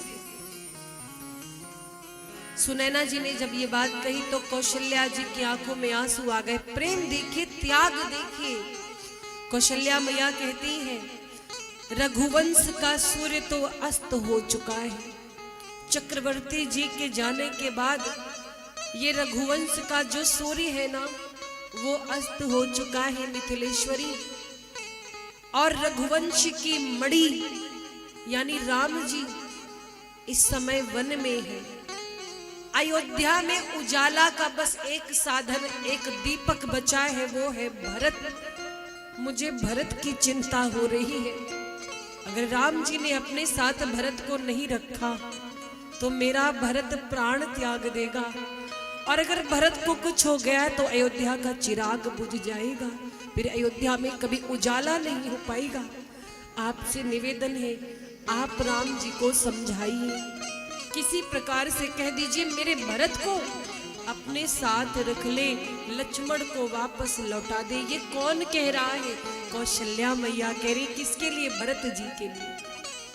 दूसरी कोई आजकल की माँ होती तो कहती कि भरत के कारण इतना कुछ हो गया है,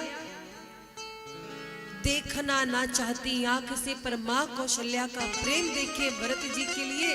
कहते मुझे मेरे भरत की चिंता हो रही कि राम के बिना एक पल जी नहीं पाएगा भरत।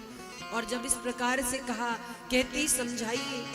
और महाराज जनक जी ने भरत जी से कहा कि भरत जी, आप राम जी का स्वभाव जानते हैं, राम जी सत्य प्रतिज्ञ हैं, वो अपने सत्य को नहीं छोड़ सकते, इसीलिए भरत जी वैसा व्यवहार कीजिए जिसमें सबका भला हो। अब महाराज चौथी बैठकी, अंतिम बैठकी हुई है, पूरी सभा बैठी है, कोई निर्णय नहीं ले पा रहा है। गुरुदेव वशिष्ठ कहते, जनक जी आप कहिए क्या किया जाए। जनक जी कहते, राम जी आप बताइए क्या किया जाए। राम जी कहते हैं कि मिथिलेश जनक जी के होते हुए मैं कैसे निर्णय ले सकता हूं। अब सब लोग एक दूसरे का मुंह देख रहे, फैसला नहीं ले पा रहे हैं कि क्या किया जाए, और सब भरत जी का मुंह देखने लगे। अंततः राम जी ने एक बात कही। राम जी भरत जी को अपने पास बुलाए और अपने बगल हाथ पकड़ के बैठाया और कहा, भरत जी अब मैं कहूं। भरत जी कहते, भैया अब जो आप कह देंगे बस वही होगा। मैंने धृष्टता की, मैंने आपके कार्य में बाधा डाली, मैं समाज को लेकर यहाँ आया, ये मैंने पाप किया है, अपराध किया है, पर ये मेरा प्रेम था प्रभु। राम जी कहते, भरत जी अब आप वही कीजिए जिससे सूर्य कुल की मर्यादा समाप्त ना हो। और सूर्य कुल की मर्यादा किसमें है? पिता के वचनों में। पिता के वचनों का पालन कीजिए। अब आप मेरी बात मानिए, आप पूरे समाज के साथ अयोध्या जाइए। आज मैं आपको जिम्मेदारी दे रहा हूँ, आप 14 वर्ष के लिए अयोध्या की देख रेख करिए। भरत जी कहते, प्रभु बहुत बड़ी जिम्मेदारी आप मुझे दे रहे हो, ये भरत उस लायक नहीं है। राम जी कहते हैं, भरत जी जिम्मेदारी उसी को दी जाती है जो उस योग्य हो। भगवान अगर आपकी परीक्षा लेते हैं, आपके जीवन में कठिनाई आती है, तो बस एक बात याद रखना, फिल्मों में सबसे कठिन रोल उसी को दिया जाता है जो सबसे अच्छा एक्टर होता है। इसीलिए आपकी परीक्षा अगर हो रही तो समझना भगवान आपको उस योग्य समझ रहे हैं, क्योंकि परीक्षा कक्ष में वही बैठ सकता है जो परीक्षा देने लायक हो। तो जीवन में कभी दुख आई, कष्ट आई, परीक्षा हो तो घबराना नहीं। राम जी भरत जी से कहते हैं कि जिम्मेदारी मैं आपको दे रहा हूं, विशेष अवधि यानी 14 वर्ष के लिए आपको अयोध्या की देख रेख करनी है, ये मैं आपको जिम्मेदारी दे रहा हूँ, ये मेरा अंतिम निर्णय है। भरत जी वही व्यवहार करो जिससे हमारी रघुवंश की मर्यादा समाप्त ना हो। और जब इस प्रकार से कहा महाराज, भरत जी कहते हैं, प्रभु जिम्मेदारी तो बहुत बड़ी दे दी, पर ये बताइए कैसे निभाऊंगा मैं। आपके लिए तो राज तिलक की सामग्री लेकर के आया था। राम जी ने कहा, आप इस सामग्री को एक कुएं में सुरक्षित रखवा दीजिए। जो तीर्थों का जल भरत जी लेकर के गए थे, राज तिलक की सामग्री लेकर गए थे, एक कुएं में सुरक्षित रख दिया गया और उस कुएं का नाम पड़ गया भरत कूप। और महाराज अब भरत जी हाथ जोड़ करके कहते हैं कि बताइए प्रभु, इस भरत के लिए क्या आज्ञा है, मुझे क्या क्या करना होगा। तो अब कृपालु जस आय सुदे, अब कृपालु जस आय सुदे, करौ शीस धरी सादर सोई, करो शीस धरी सादर सोई। जैसे कहा कि मुझे आयुष दीजिए, और क्या कहा, सो अवलंब देह मोहि दे, सो अवलंब देह मोहि दे, अवधि पारु पावौ जैसे, अवधि पारु पावौ जैसे। भरत जी कहते हैं कि प्रभु आपने मुझे आज्ञा तो दे दी, पर कुछ हमको दीजिए अपनी निशानी, जिसके सहारे, जिससे आज्ञा मांग करके मैं अपनी जिम्मेदारी 14 वर्षों तक निभा सकूं। लेकिन प्रभु मेरी भी बात सुन लीजिए, 14 वर्ष पूर्ण होने के बाद एक क्षण भी आपने विलंब किया तो ये भरत अपने प्राण त्याग देगा। बस 14 वर्ष के लिए मैं आपकी आज्ञा मान रहा हूं प्रभु। और राम जी मुस्कुरा करके अपनी चरण पादुका देते हैं भरत जी को। क्या किया? प्रभु करी कृपा पावरी दीनी, प्रभु कर कृपा पावनी दीनी, सादर भरत शीस धर लीनी, सादर भरत शीस धर लीनी, प्रभु कर कृपा पावरी दीनी, प्रभु कर कृपा पावरी दीनी, सादर भरत शीस धर लीनी, सादर भरत शीस धर लीनी, प्रभु कर कृपा पावरी दीनी, प्रभु कर कृपा पावनी दीनी, सादर भरत शीस धर लीनी। सादर भरत शीस धर लीनी। और महाराज राम जी ने अपनी चरण पादुका उतार कर भरत जी को दी। भरत जी ने शीश पर धारण किया। किसी का अयोध्या लौटने का मन तो नहीं, पर राम जी की आज्ञा है, सो पूरा समाज आंखों में आंसू लिए आज राम जी से विदा मांगता है। भरत जी ने जानकी जी और राम जी को प्रणाम किया। चरण पादुका शीश पर है।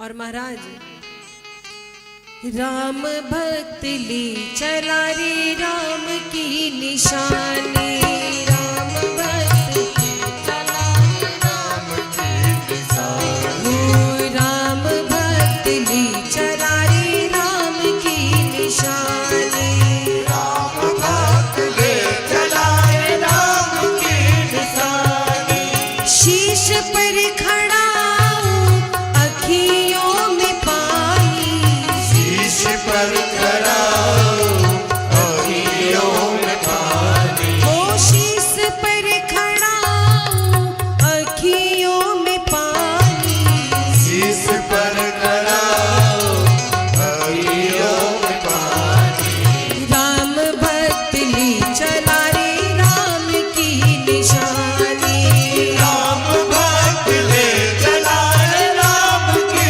निशानी, निशानी राम भक्त ले चलाए राम की निशानी, राम भक्त ली चला रे राम की निशानी। राम भक्त ले चलाए राम की निशानी।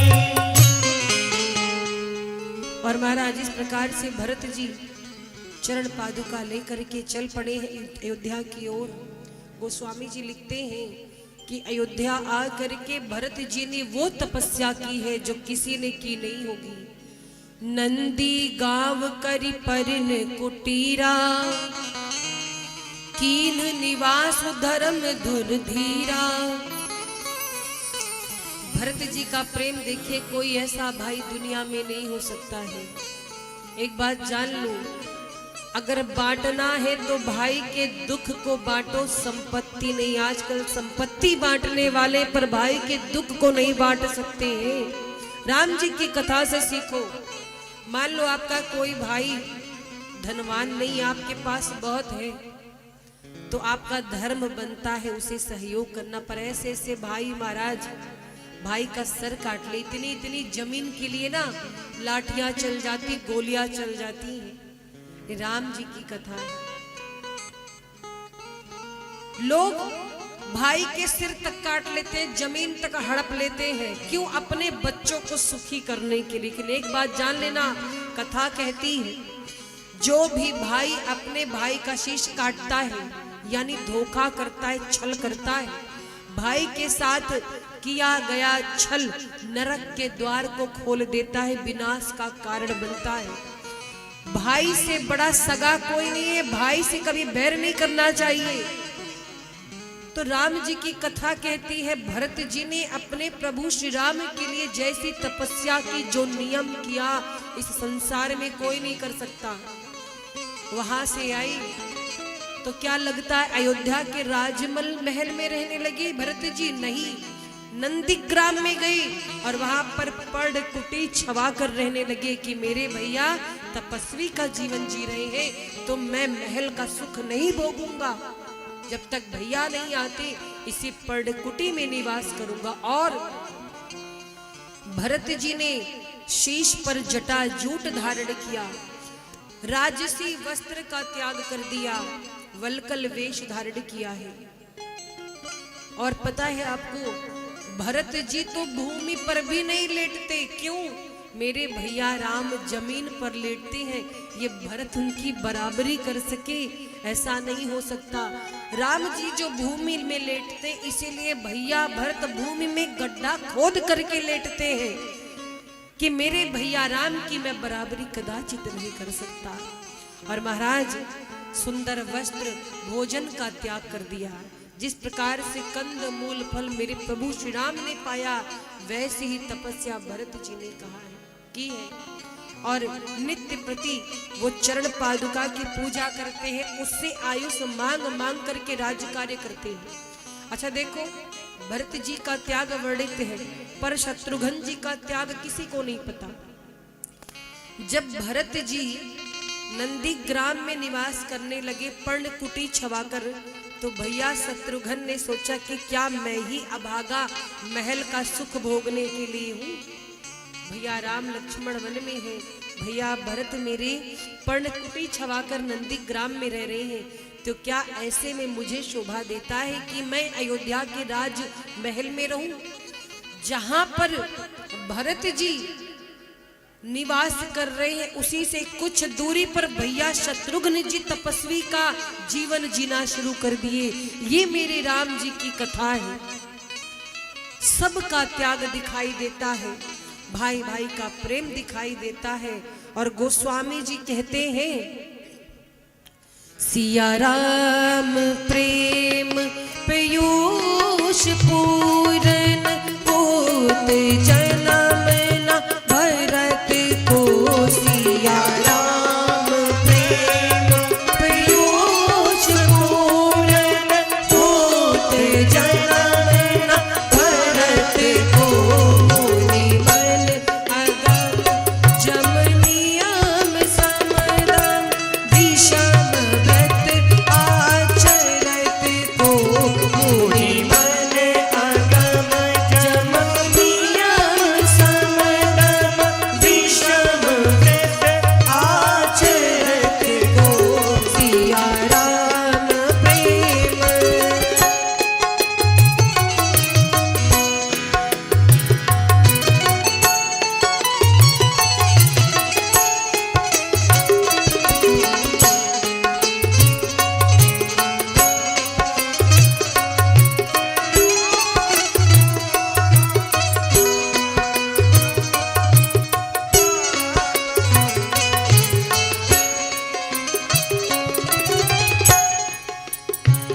दुख दाह दारिद दंभ दूषण सुजस मिस अपहरत को। दुख दाह दारिद दंभ दूषण सुजस मिस अपहरत को। कली काल तुलसी से सठनी हटि राम सन्मुख करत को। कली काल तुलसी से सठनी हटि राम सन्मुख करत को। सिया राम प्रेम पीयूष पूरन होत जन्म न भरत को। सिया राम प्रेम। गोस्वामी जी कहते हैं कि सीताराम जी के प्रेम रूपी अमृत से परिपूर्ण यदि भरत जी का जन्म न होता, तो मुनियों के मन को भी अगम यम नियम सम दम आदि कठिन व्रत का आचरण कौन करता। इसीलिए जीवन में भरत जी का इस संसार में जन्म लेना, अवतार लेना बहुत आवश्यक था। बोलिए भरतलाल भैया की। तो महाराज ये भरत जी का चरित्र है। तुलसीदास जी कहते हैं कि भरत चरित करि नेमु तुलसी जो सादर सुनहि सिय राम पद प्रेम अवसी होई भव रस बिरति। भरत जी के चरित्र को जो भाव से सुनते हैं, समझते हैं, उनका मन श्री सीताराम जी के चरणों में लगता है, प्रेम होता है। और इतना ही नहीं, सांसारिक विषय रस से उन्हें वैराग्य प्राप्त होता है। बोलिए भरतलाल भैया की जय हो। और महाराज इस प्रकार से गोस्वामी जी ने भरत जी का चरित्र गाया है। अब भगवान श्री राम ने देखा कि चित्रकूट में बड़ी भीड़ हो गई है। चित्रकूट में बहुत भीड़ हो गई है तो क्या हुआ, अब भगवान की अरण्य कांड की लीला आरंभ होती है। और राम जी की जो कथा है महाराज बड़ी गूढ़ है। इस कथा को बड़ी सावधानी से सुनना चाहिए। क्यों? क्योंकि भगवान भोलेनाथ मां भवानी से कहते हैं कि उमा राम गुण गूढ़ पंडित मुनि पावहि बिरति। जो ज्ञानी जन है वो राम जी की कथा को सुन करके वैराग्य को पाते हैं। और जो मूर्ख है, जो काम भावना से, संसार विषय से भगवान की कथा को सुनते हैं, जिनका धर्म में प्रेम नहीं है ना, वो भगवान की कथा को सुनकर मोहित हो जाते। एक बार की बात है, एक बार की बात है, भगवान श्री राम विचार करते हैं कि मैंने पिता के वचनों को मान करके वनवास स्वीकार किया, पर जानकी जी की क्या गलती थी। जानकी जी को वनवास मिला मेरे कारण से, और जानकी जी तो राजकुमारी थी, कितनी कोमल है, लेकिन वन के कष्ट को इन्होंने मेरे साथ भोगा है। तो राम जी ने विचार किया कि आज मैं क्यों नहीं जानकी जी के लिए कुछ ऐसा करूं कि उनके हृदय को संतोष हो। कहने का अर्थ ये है कि राम जी जानकी जी को आज प्रेम और सम्मान प्रदान करना चाहते हैं। तो उसके लिए क्या किया, एक लीला की है। एक लीला की है, कौन सी? एक बार चुनि कुसुम सुहाए निज कर भूषण राम बनाई। मतलब आज जानकी जी को आदर प्रदान करना चाहते हैं। तो क्या हुआ, एक बार चुनि कुसुम सुहाए निज कर भूषण राम बनाए सीत ही पहिराए प्रभु सादर बैठे फटिक शिला पर सुंदर। देखिए यहाँ पर एक बहुत सुंदर लीला प्रभु ने की है और हम सभी को एक संदेश दिया है। राम जी ने जानकी जी को सम्मान देने के लिए आज अपने हाथों से पुष्प को तोड़ करके सुंदर आभूषण बनाया। किसका आभूषण? पुष्पों का, फूलों का। अब फूलों का आभूषण क्या क्या बनाया? कान के लिए कर्ण फूल तैयार किए, माथे के लिए बिंदिया तैयार की, गले के लिए हसली कंठ हार बनाया, हाथों के लिए बढ़िया कंगन बनाया। किससे? फूल से। अब फूल से आभूषण बना के राम जी स्वयं जानकी जी को पहना रहे हैं, अपने हाथों से पहनाया है। क्यों? ये बताने के लिए कि जो हमारी अर्धांगिनी, हमारी पत्नी है, अगर वो हमारे लिए जीवन भर कष्ट उठा सकती है तो पति का भी कर्तव्य होता है कि अपनी पत्नी को आदर करे, सम्मान करे, उसे प्रसन्न रखने का प्रयास करे। महाराज बहुत सी जगह मैंने देखा है, ऐसा कहीं कहीं होता है, अगर पत्नी बीमार हो गई, अब पति ने थोड़ा सा हाथ बटा लिया, तो लोग भला बुरा कहने लगते हैं। अरे कैसा पति है, पत्नी का गुलाम है। ये बहुत गलत धारणा है, क्योंकि पति पत्नी कौन है?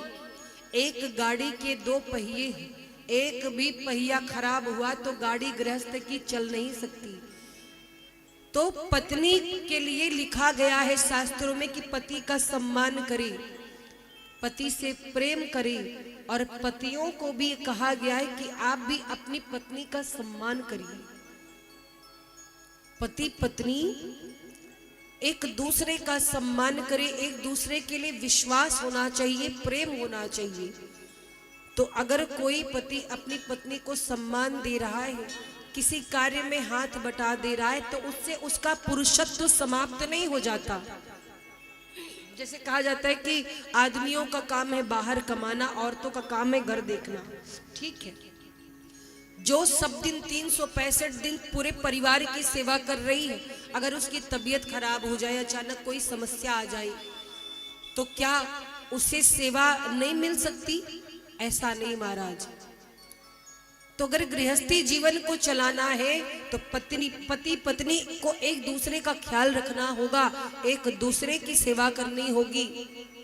और इसीलिए आज श्री राम जी ने ये अरण्य कांड में लीला की है। जानकी जी को आभूषण बनाकर पहना रहे हैं, मानो जानकी जी पर प्रेम निछावर कर रहे हैं, और ये कहना चाह रहे हैं कि जानकी जी आपने इस वन यात्रा में मेरा सहयोग किया है, मैं आपका सम्मान करता हूं। और महाराज इस लीला को देवता देखकर प्रसन्न हुए, पर इंद्र का बेटा जयंत है वो मोहित हो गया। उसने राम जी को जब जानकी जी के साथ में देखा और आभूषण पहनाते देखा, तो मन में भेद आ गया। क्या कि ये राम जी ब्रह्म नहीं हो सकते, ये भगवान नहीं हो सकते, ये ब्रह्म का लक्षण नहीं है। और महाराज राम जी की शक्ति का था पाने के लिए जयंत कौवे का वेश बना करके आया, कौवे का वेश बना करके आया। सुरपति सुत धरि बायस बेसा, सठ चाहत रघुपति बल देखा। उसे लगा ये तो कामी पुरुष की लीला है, ये कामी पुरुष ऐसा करते हैं, नारियों का श्रृंगार करते हैं। कौवे का वेश धारण करके आया और क्या किया? जानकी जी के चरणों में प्रहार कर दिया अपने चोंच से। उस समय श्री राम जी विश्राम कर रहे थे और मां जानकी की आंखें खुली हुई थी, राम जी के नेत्र बंद थे। कौवे का वेश बना करके आया, जैसे चोंच से प्रहार किया, मां जानकी के चरणों से रक्त की धारा बहने लगी। रक्त की धारा फूट पड़ी। मां ने तुरंत देख लिया कि ये इंद्र के बेटे जयंत का काम है। पर जानते हो, मां जो होती है ना, मां का दिल बड़ा कोमल होता है। जानकी जी ने राम जी को ये बात बताई नहीं। क्यों? राम जी को क्रोध आ गया तो जयंत को कोई बचा नहीं पाएगा। एक मां ही होती है जो आपके अपराधों को क्षमा करती है। इस दुनिया में मां की महिमा है महाराज, वेद भी गाते हैं। और मां का हृदय इतना सरल होता है, बच्चे लाख गड़बड़ी करे, बच्चे लाख गलती करे, पर मां का जो स्वभाव होता है वो क्षमा का होता है कि नहीं? मां अगर बच्चे को डांट लगाती है, पिटाई करती, तो इसलिए कि मेरा बच्चा सुधर जाए, उसका भविष्य संवर जाए। तो मां का हृदय बड़ा कोमल होता है। जीवन में एक बात याद रखना, कभी भी अपने जन्म देने वाली मां का दिल नहीं दुखाना चाहिए, क्योंकि मां के चरणों में ही चारों धाम होते हैं। गणपति जी आज पूरे समाज में क्यों सबसे पहले पूजे जाते हैं? क्योंकि भगवान श्री गणेश ने माता के वचनों का पालन किया था और वचनों का पालन करते हुए अपना शीश खो दिया, मां की परिक्रमा की और प्रथम पूज्य बने। तो इस संसार में जिनके साथ मां की दुआएं होती ना, उनका कोई बाल भी बांका नहीं कर पाता है। तो इसीलिए मां का हृदय बड़ा कोमल होता है। मां के लिए तो बस एक बात याद आती है, तेरे जीवन में खुशियां तमाम आएंगी है, तेरे जीवन में खुशियां तमाम आएंगी। तू ले ले माँ की दुआएं तेरे काम आएंगी। ले ले माँ की दुआएं तेरे काम आएंगी। तेरे जीवन में खुशियाँ तमाम आएंगी। तेरे जीवन में खुशियाँ तमाम आएंगी। तू ले ले माँ की दुआएं तेरे काम आएंगी। ले ले माँ की दुआएं तेरे काम आएंगी। ओ माँ, ओ माँ, तू कहाँ? ओ माँ, ओ तू कहाँ?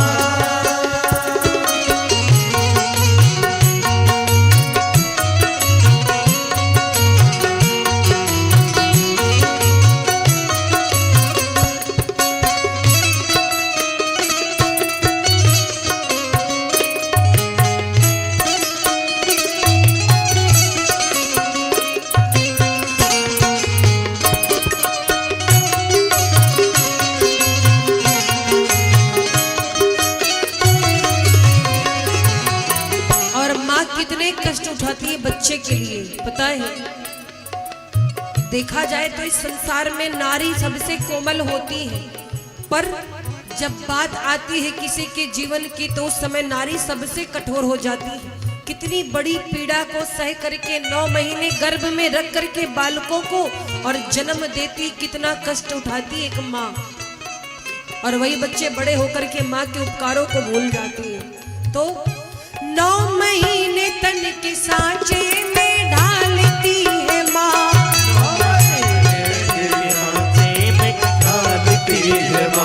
9 महीने तन के सांचे में ढालती है माँ।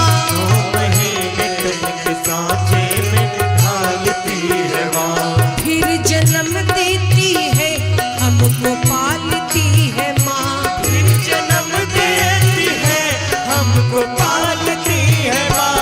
और अगर बच्चों को दुख होता है तो सबसे पहले माँ को पता चलता है जरूर मेरे बेटे को कष्ट है। बच्चे दुख में हो तो माँ ये जान जाएगी। बच्चे दुख में हो तो माँ ये जान जाएगी। तू ले ले माँ की दुआएं तेरे काम आएगी। ले ले माँ की दुआएं तेरे काम आएगी। तू ले ले माँ की दुआएं तेरे काम आएगी। ले ले माँ की दुआएं तेरे काम आएगी।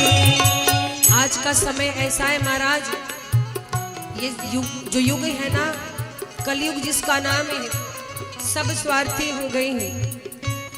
एक माँ भले ही पैसे का अभाव हो, गरीबी हो, पर अपने 4 बच्चों को बर्तन मांज के पाल सकती माँ में वो सामर्थ्य है। तो एक माँ अपने 4 बच्चों को पाल लेती बचपन में, पर जब वही बच्चे बड़े होते तो 4 बच्चों से मिलकर के एक माँ पाली नहीं जाती। बच्चे माँ को बोझ समझने लगते हैं। और महाराज कैसे कैसे जमाने आने लगे हैं, कैसे कैसे जमाने आने लगे हैं।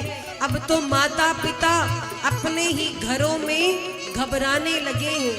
कहीं हो ना जाए हम अपने घर से बेघर, कहीं हो ना जाए हम अपने घर से बेघर, क्योंकि हमारे बच्चे 4 पैसे जो कमाने लगे हैं। माँ बाप भी डरते कि मेरा बच्चा कमाने लगा है, कहीं घर से निकाल न दे। और महाराज याद रखना, जिस घर में माता पिता हंसते हैं उसी घर में चारों धाम बसते हैं। लाख तीर्थ कर लो, लाख मंदिर चले जाओ, अगर घर की माँ सुखी नहीं है, माँ को दुख है, तो कोई देवता देवी आपकी नहीं सुनेंगे। और इसीलिए कहा गया है, भगवानी माँ की पूजा आप लोग करते हो, नवरात्रों में मैंने देखा भंडारे कराते लोग, वो भी भंडारे कराते हैं जो घर की माँ को एक रोटी नहीं देते। एक बार की बात है, एक आदमी जो दिखावा बहुत करता धन का, गांव में भंडारे कराता, पर घर में जो बूढ़ी माँ थी उसको रोटी के लिए तरसाता। तो भवानी माँ के मंदिर में गया तो भवानी मैया ने भी कह दिया, जिसको अपनी माता से प्यार है उसी को यहाँ आने का अधिकार है। जिसको अपनी माता से प्यार है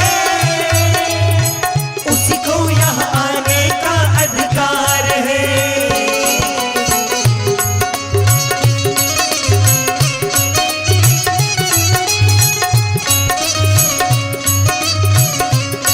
और देखिए माँ क्या कहती है। माँ जगदम्बा ने कहा, मुझको सिंहासन पर बैठाते हो उसको एक कमरा ना दे पाते हो। मुझको सिंहासन पर बैठाते हो उसको एक कमरा ना दे पाते हो। और मुझको तो 56 भोग लगाते हो उसको एक रोटी को तरसाते हो। मुझको तो 56 भोग लगाते हो उसको एक रोटी को तरसाते हो। ऐसे लोगों का जीवन तो बेकार है, उनको यहाँ आने का ना अधिकार है। जिसको अपनी मैया से प्यार है उसको यहाँ आने का अधिकार है। जिसको अपनी मैया से प्यार है उसको यहाँ आने का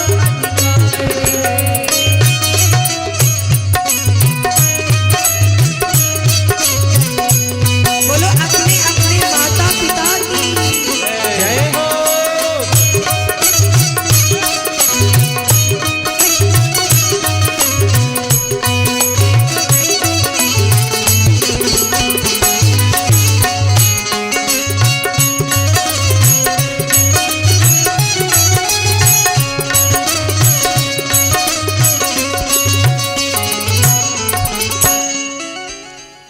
बोली राघवेंद्र सरकार की। तो महाराज माँ का हृदय बड़ा कोमल होता है। माँ किस तरह से बच्चों का पालन करती है ये तो एक माँ जानती है, माँ का हृदय जानता है। खुद तो भूखे पेट रह जाएगी पर बच्चे भूखे ना सोए, ऐसी भावना तो केवल माँ की होती है। आज जानकी जी के पांव में जब जयंत ने अपने चोंच से प्रहार किया तो जानकी जी ने ध्यान लगाया, देखा, सोचा ये भी तो अपना ही बालक है। क्यों? क्योंकि माँ जानकी जगत माता है और माँ में दया होती, करुणा होती है। जानकी जी ने बताया नहीं राम जी से, और ऐसी रक्त की धार बही, ऐसी रक्त की धार बही महाराज कि जहां पर प्रभु विश्राम कर रहे हैं रक्त की धारा वहां तक पहुंच गई। जानकी जी ने तो नहीं बताया प्रभु को, लेकिन राम जी जान गए। आंख खुली, रक्त की धारा देखी, देखा तो जानकी जी के चरणों से रक्त बह रहा है। राम जी ने सामने दृष्टि डाली तो जयंत कौवे के वेश में बैठा था। राम जी समझ गए सब इसका कार्य है। राम जी ने सोचा कि जब ये मेरे बल का थाह पाने आया है तो आज मैं इसको अपना बल दिखा देता हूँ। और क्या किया, बगल में धनुष बाण रखा है पर राम जी ने धनुष बाण का प्रयोग नहीं किया। जिस कुशा की चटाई पर बैठे हैं उसी कुशा से एक तिनका लिया और उसी को संधान करके ब्रह्मास्त्र के रूप में छोड़ दिया। ये मेरे राम जी का सामर्थ्य है, धनुष बाण उठाने की जरूरत ही नहीं है। एक तिनके को ही ब्रह्मास्त्र बना दिया, संधान करके छोड़ दिया। अब जयंत लगा भागने, जयंत के पीछे पीछे बाण, जयंत भाग रहा है। भागते भागते गया अपने पिता के पास, इंद्रदेव के पास। अच्छा, जयंत जब गया पिताजी के पास, इंद्रदेव ने कहा क्या हुआ? जयंत कहता है मेरी रक्षा करो, राम जी का बाण पीछे लगाए। क्यों? जयंत ने कहा ऐसा ऐसा अपराध हो गया। इंद्रदेव कहे तुम मेरा बेटा नहीं, भाग यहां से, चल निकल, गलत काम करता है, ऊपर से शरण मांगता है। ब्रह्मा जी के पास गया जयंत, अरे ब्रह्मा जी मेरी रक्षा करो, राम जी ने पीछे बाण लगा दिया है, इस बाण से बचाओ। और क्या हुआ, ब्रह्मा जी को जब बात पता चली कि जानकी मैया के चरणों में प्रहार किया, ब्रह्मा जी ने भगा दिया। भोलेनाथ के पास गया, भोलेनाथ को दया आई, बोले आओ बैठो, क्या हुआ जयंत? अरे प्रभु मुझसे अपराध हो गया है, राम जी का बाण मेरे पीछे लगा है, मेरी रक्षा करिए। क्या हुआ? जयंत ने बताया कि मैंने राम जी के बल का था पाने के लिए मां जानकी के चरणों में प्रहार किया। शिव जी बोले उठो, तुरंत उठो और आसपास 2-4 किलोमीटर दिखाई मत पड़ना, वरना राम जी का बाण तो तुम्हें बाद में मारेगा, ये त्रिशूल पहले हम तुम्हें घोंप देंगे। भाग यहाँ से। राम जी से द्रोह करते हो, हमसे शरण मांगते हो। अरे राम जी के द्रोही को इस संसार में कोई भी रख नहीं सकता, शरण नहीं दे सकता, क्योंकि जो राम का नहीं वो किसी के काम का नहीं। बोलो जय श्री राम। अच्छा, राम जी के द्रोही त्रेता में भी थे, यहां भी कलयुग में। लेकिन एक बात जान लो महाराज, सत्य सदैव सत्य रहता है। सत्य विचलित तो हो सकता है पर परास्त नहीं। मेरे राम जी को भी लोगों ने लाकर कोर्ट में खड़ा कर दिया। कैसा कलयुग है महाराज। जो दुनिया के न्यायाधीश है उनको भी कोर्ट में आना पड़ा। क्यों? ये साबित करने के लिए कि हाँ, जन्मभूमि अयोध्या में श्री राम जी की ही है। लेकिन महाराज, कुठारी बंधुओं का, सभी भक्तों का जो सहयोग था, जो उनका त्याग था, वो बेकार नहीं गया। जिन जिन लोगों ने राम जी के लिए अपने छातियों पर गोली खाई है, उनका नाम तो इतिहास में अमर हो गया। और मंदिर तो मेरे प्रभु श्री राम जी का बना है। बोलो जय श्री राम, जय जय श्री राम, जय जय श्री राम। तो महाराज, राम जी से द्रोह करने वाले स्वयं समाप्त हो जाते हैं, और राम जी के द्रोही को पूरे संसार में कोई शरण नहीं देता है। जयंत को सबने भगा दिया। नारद जी है संत। नारद जी मिले, नारद जी ने जयंत को देखा, पूछा क्या हुआ? जयंत ने बताया। नारद जी कहते, देखो अपराध तो तुमने बहुत बड़ा किया है, लेकिन मैं एक उपाय बताता हूँ। तुम इधर उधर मत भटको, किसी से शरण मत मांगो। अगर शरण मांगनी है तो जिसका अपराध किया उसी के पास जाओ। और महाराज, जयंत कहता है किस मुख से जाऊं? नारद जी कहते हैं राम जी के पास जाना और उनसे 2 बात कहना। देखो, संत हृदय नवनीत समाना। संतों का हृदय परोपकारी होता है, कोमल होता है। तो संत तो बस भला करना चाहते हैं किसी का। तो नारद जी ने कहा, मैं 2 बात बता रहा हूं, वही तुम कह देना। कौन सी बात? नारद जी ने कहा, राम जी के पास जाना और कह देना कि प्रभु, आपका प्रभाव देखना चाहता था, इसीलिए मैंने माँ के चरणों में प्रहार किया है, अपराध किया। पर अब आपका स्वभाव देखना चाहता हूँ, इसीलिए आपकी शरण में आया हूँ। और राम जी दयालु है, कृपा करेंगे। जयंत डरता हुआ आया, पीछे राम जी का बाण लगाया। जयंत आया राम जी के पास, हाथ जोड़कर खड़ा हुआ। हे प्रभु, मुझसे अपराध हुआ है, पर मैं अब आपका स्वभाव देखना चाहता हूँ। वास्तव में जयंत ने जो कार्य किया था उस पर तो उसका वध होना उचित था, पर राम जी कौन है? शरणागत वत्सल है। कितना भी बड़ा अपराधी अगर शरण में आ जाए तो राम जी क्षमा करते हैं। लेकिन यह समस्या ये है कि ब्रह्मास्त्र को एक बार यदि सिद्ध करके छोड़ दिया जाए तो ब्रह्मास्त्र को वापस नहीं लौटाया जा सकता, उसकी महिमा समाप्त होती है। तो राम जी ने क्या किया? ब्रह्मास्त्र को लौटाया नहीं जा सकता था, सो जयंत की एक आंख फोड़ दी।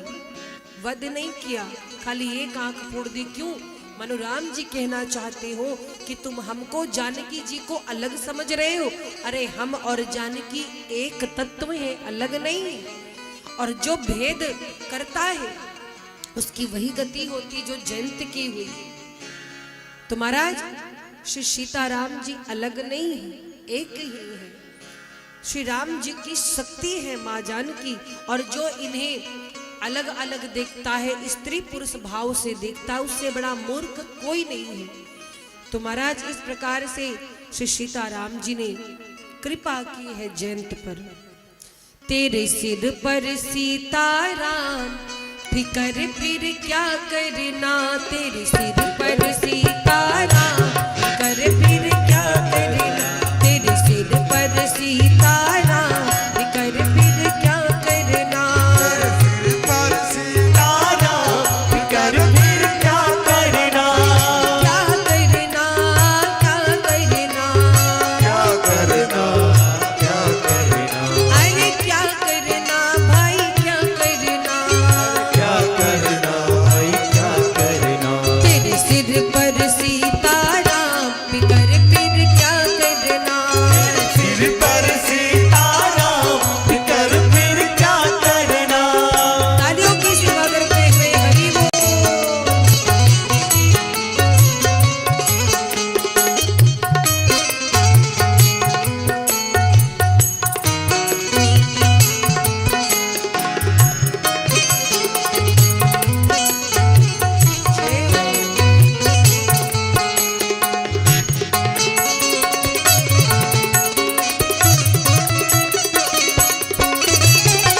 बोलो राघवेंद्र सरकार की।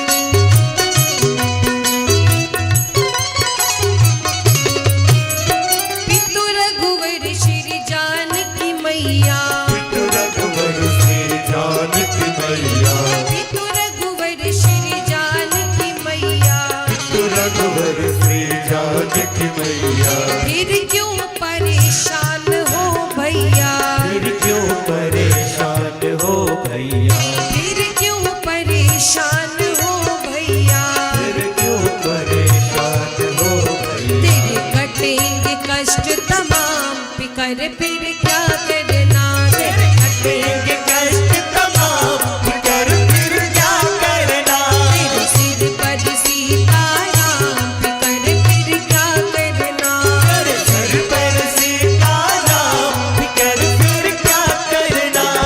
दोनों हाथों को उठा करके तालियों की सेवा करते हुए हरि बोल।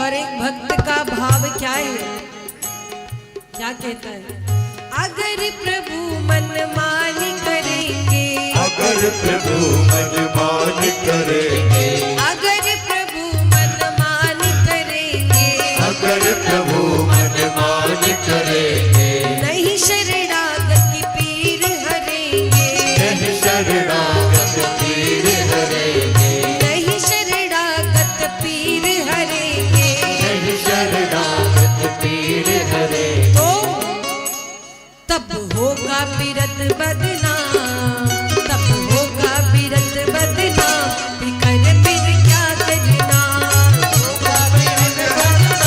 फिकर फिर क्या करना, तेरे सिर पर सीताराम फिकर फिर क्या करना, सिर पर सीताराम फिकर फिर क्या करना, तेरे सिर पर सीताराम फिकर फिर क्या करना, सिर पर सीताराम फिकर फिर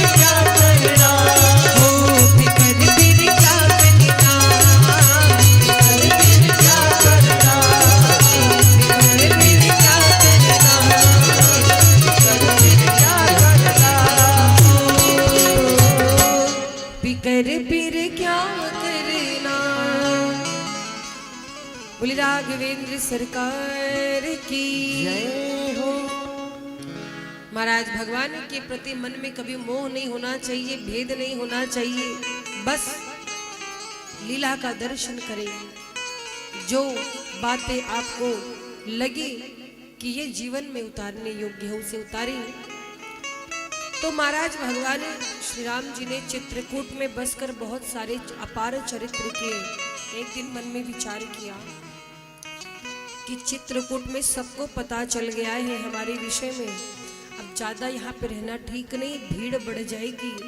और महाराज चित्रकूट में सभी संतों ऋषियों से मिलकर के प्रभु अत्रि मुनि के आश्रम पर आए हैं।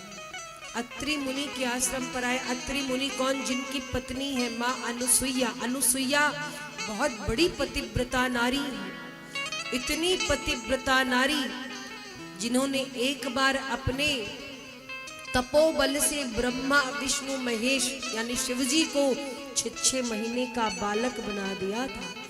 ऐसी पतिव्रता नारी। तो श्री राम जी, लक्ष्मण जी, जानकी जी अत्रि मुनि के आश्रम पर आए हैं। अत्रि मुनि ने खूब स्वागत किया है, राम जी ने दंडवत किया। और महाराज राम जी संतों के प्रेमी है, संतों का बड़ा सम्मान करते, ब्राह्मणों का, भक्तों का बड़ा सम्मान करते। अत्रि मुनि को दंडवत किया। अत्रि मुनि ने उठाकर हृदय से लगाया है। राम जी को, जानकी जी को, लक्ष्मण जी को अंदर अपने आश्रम में पधराया है।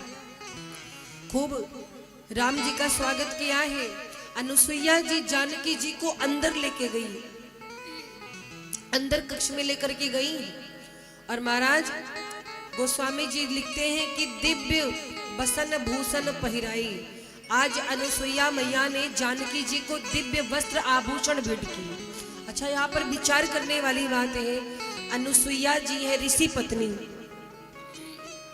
ऋषि पत्नी है, और एक ऋषि पत्नी ने आज एक राजघराने की बहू को वस्त्र और आभूषण क्यों दिए?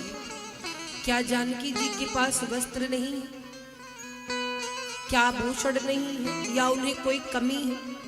उन्हें तो वल्कल वेश धारण करने की आज्ञा मिली है, तो फिर अनुसुईया जी ने वस्त्र आभूषण क्यों दिए? महाराज अनुसुईया जी कोई साधारण नारी नहीं है, भूत वर्तमान भविष्य की जानने वाली है। अनुसुईया जी को पता है कि कुछ समय बाद जानकी जी का हरण होने वाला है, और जब हरण होगा तो एक वस्त्र और आभूषण में जानकी जी को काफी समय व्यतीत करना पड़ेगा। तो इसीलिए दिव्य वस्त्र आभूषण दिया।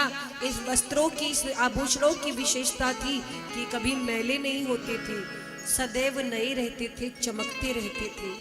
तो आज वस्त्र आभूषण दिया है और नारी धर्म का उपदेश दिया।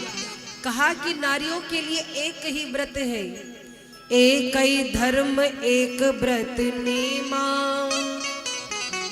काय बचन मम पति पद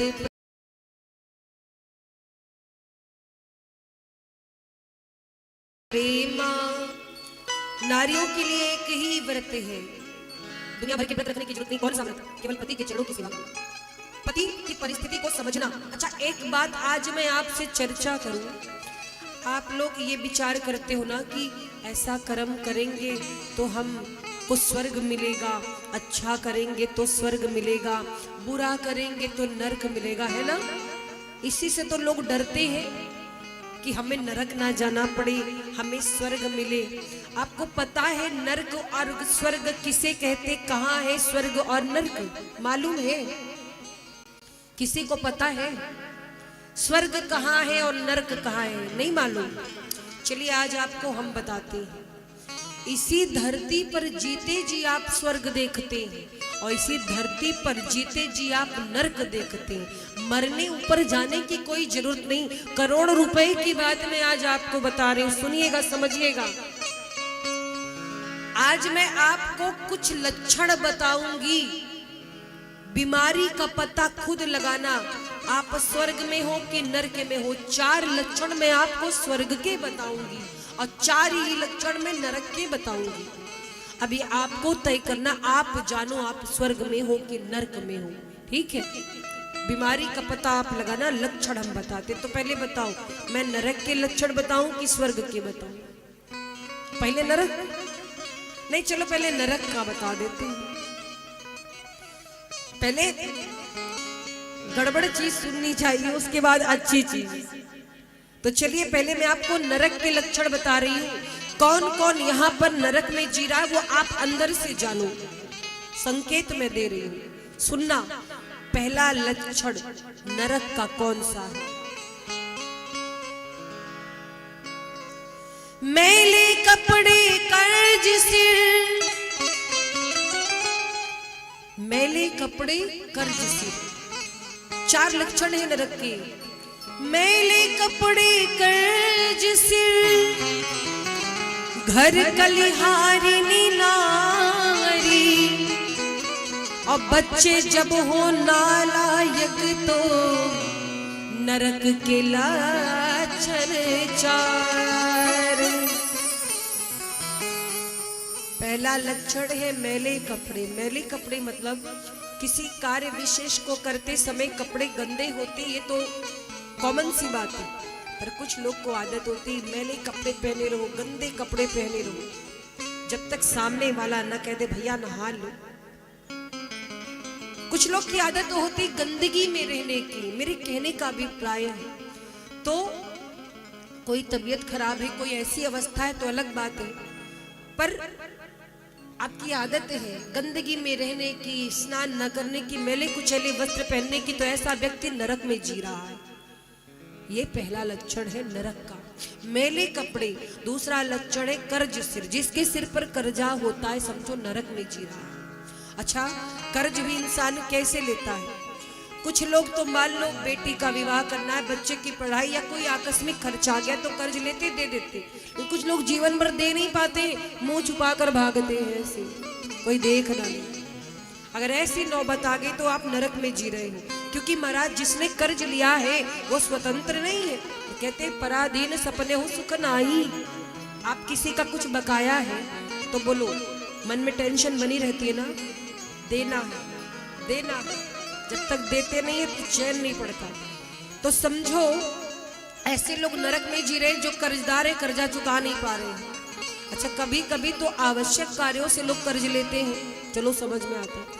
कभी कभी कुछ लोग ऐसे भी कर्जदार होते हैं कि पड़ोसी क्या जलेबी आ रही तो आएगी, हमारे यहाँ भी चाहे कर्ज लेकर के आए, चाहे धानी बेच कर आए, आएगी जरूर। कंपटीशन, कंपटीशन में कितने लोग कर्जदार हो जाते हैं। तुम्हारा जैसे लोग नरक में जी रहे हैं। पहला लक्षण मैले कपड़े, दूसरा कर्ज सिर, तीसरा घर कलिहारिनी नारी। कलिहारिनी यानी कलहकारिणी नारी कौन होती पता है?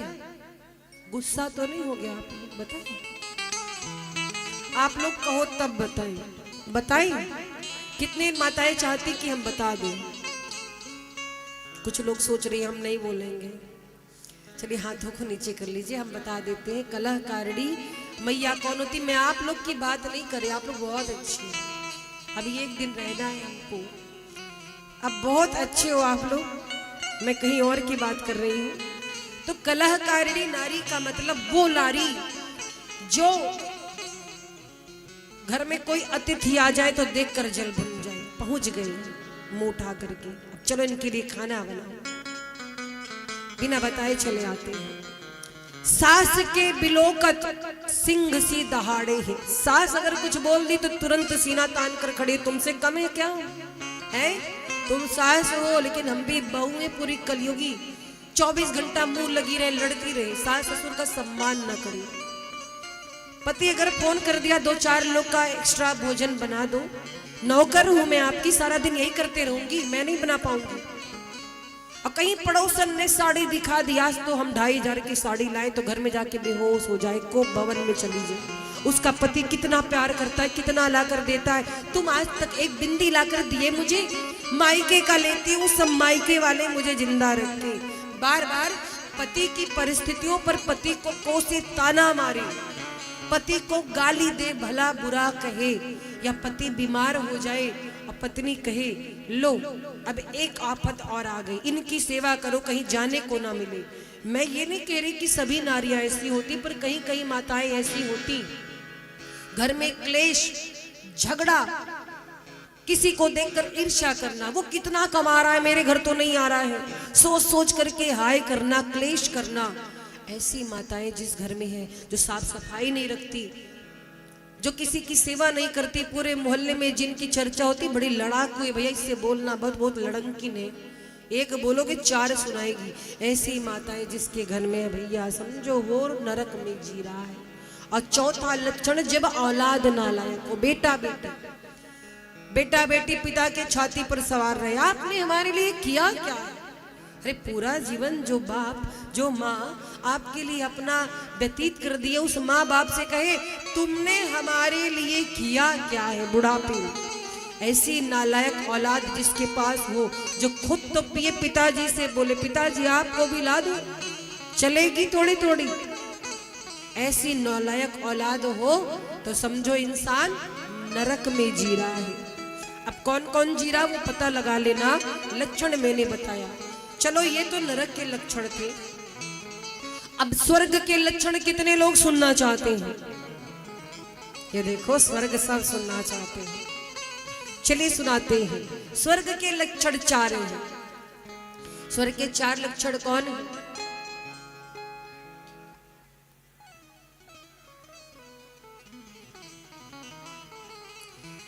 स्वर्ग के 4 लक्षण, अन्न पुराना घी नया,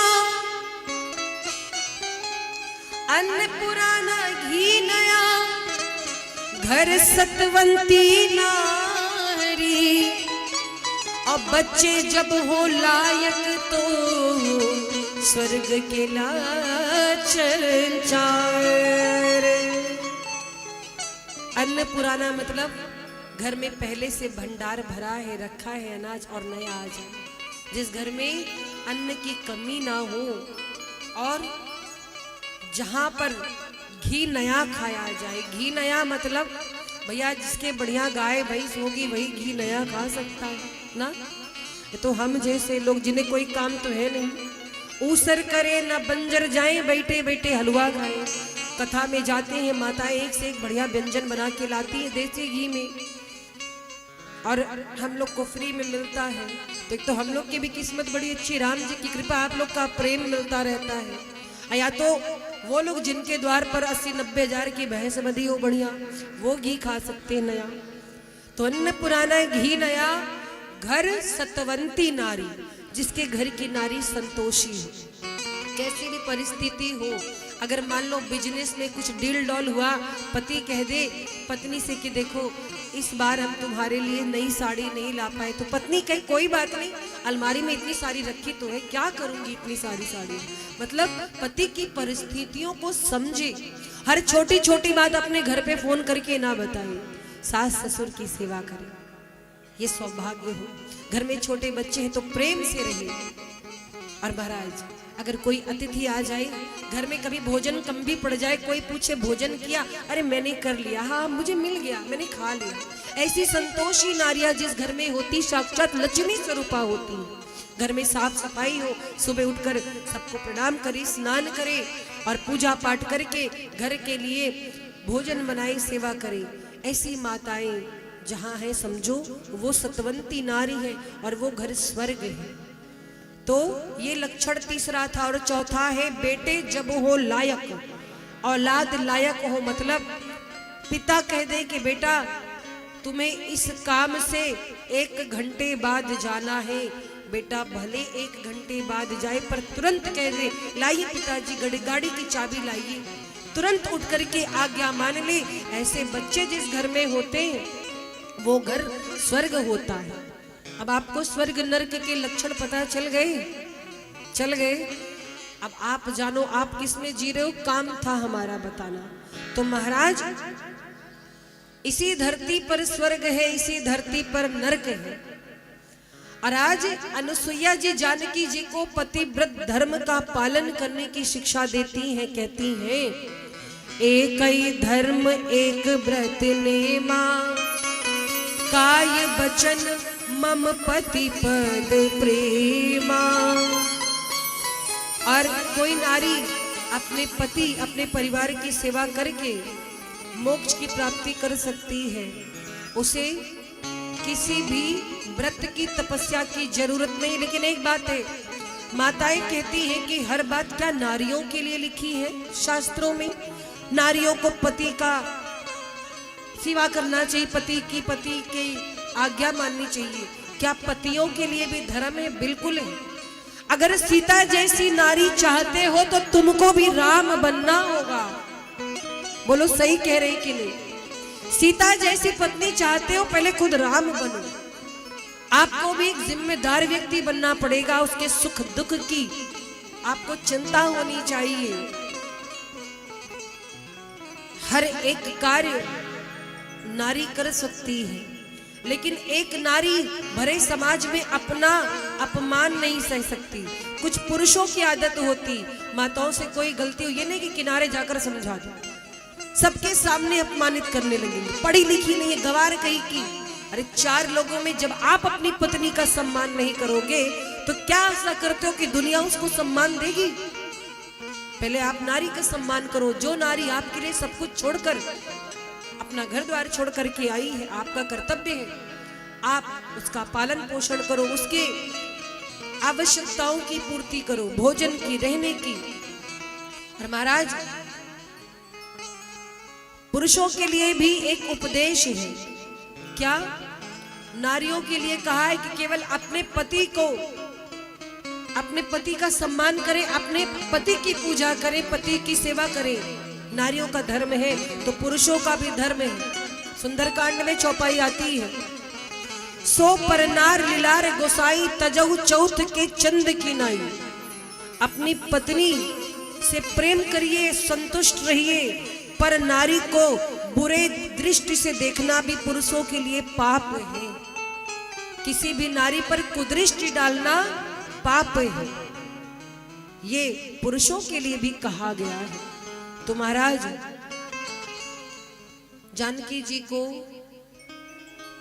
अनसुईया मैया ने उपदेश दिया है और प्रणाम करके श्री राम जी अत्रि मुनि और अनसुईया मैया से विदा लेकर के आगे बढ़ते हैं। मार्ग में विराध राक्षस मिला है, प्रभु ने विराध का उद्धार किया है। और इसके बाद भगवान के एक बड़े सुंदर भक्त की कथा आती है, शरभंग मुनि की। शरभंग मुनि ऐसे थे, जीवन में इतनी तपस्या की, दान पुण्य किया, सत्कर्म किया, उनके लिए स्वर्ग से विमान आया। लेकिन शरभंग जी ने सुना भगवान आ रहे हैं तो विमान से कूद पड़े, बोले हमें स्वर्ग नहीं जाना, यही धरती मेरे लिए स्वर्ग है। भगवान श्री राम आए, शरभंग मुनि ने हाथ जोड़कर कहा, प्रभु बस एक निवेदन है, आप मेरे सामने खड़े रहिए, आपके सामने मेरा शरीर छूट जाए। आपने कभी सुना है किसी ने अपनी चिता खुद तैयार की हो? भगवान सामने खड़े, शरभंग जी ने लकड़ियों का ढेर इकट्ठा किया, चिता तैयार की और स्वयं को भगवान के सामने भस्म कर लिया है, समाप्त किया है और भगवान के धाम को गए।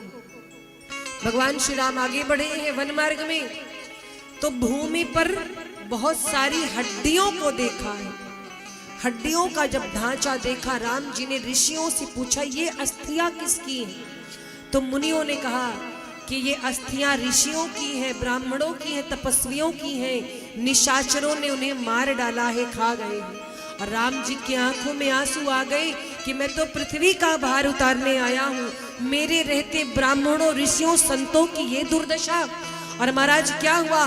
श्री राम जी ने दोनों भुजा उठाई और संकल्प लिया, निश्चर हीन करऊं मैं भुज उठाई पन कीनी। मैं संकल्प लेता हूँ इस धरती से सारे राक्षसों को समाप्त कर दूंगा।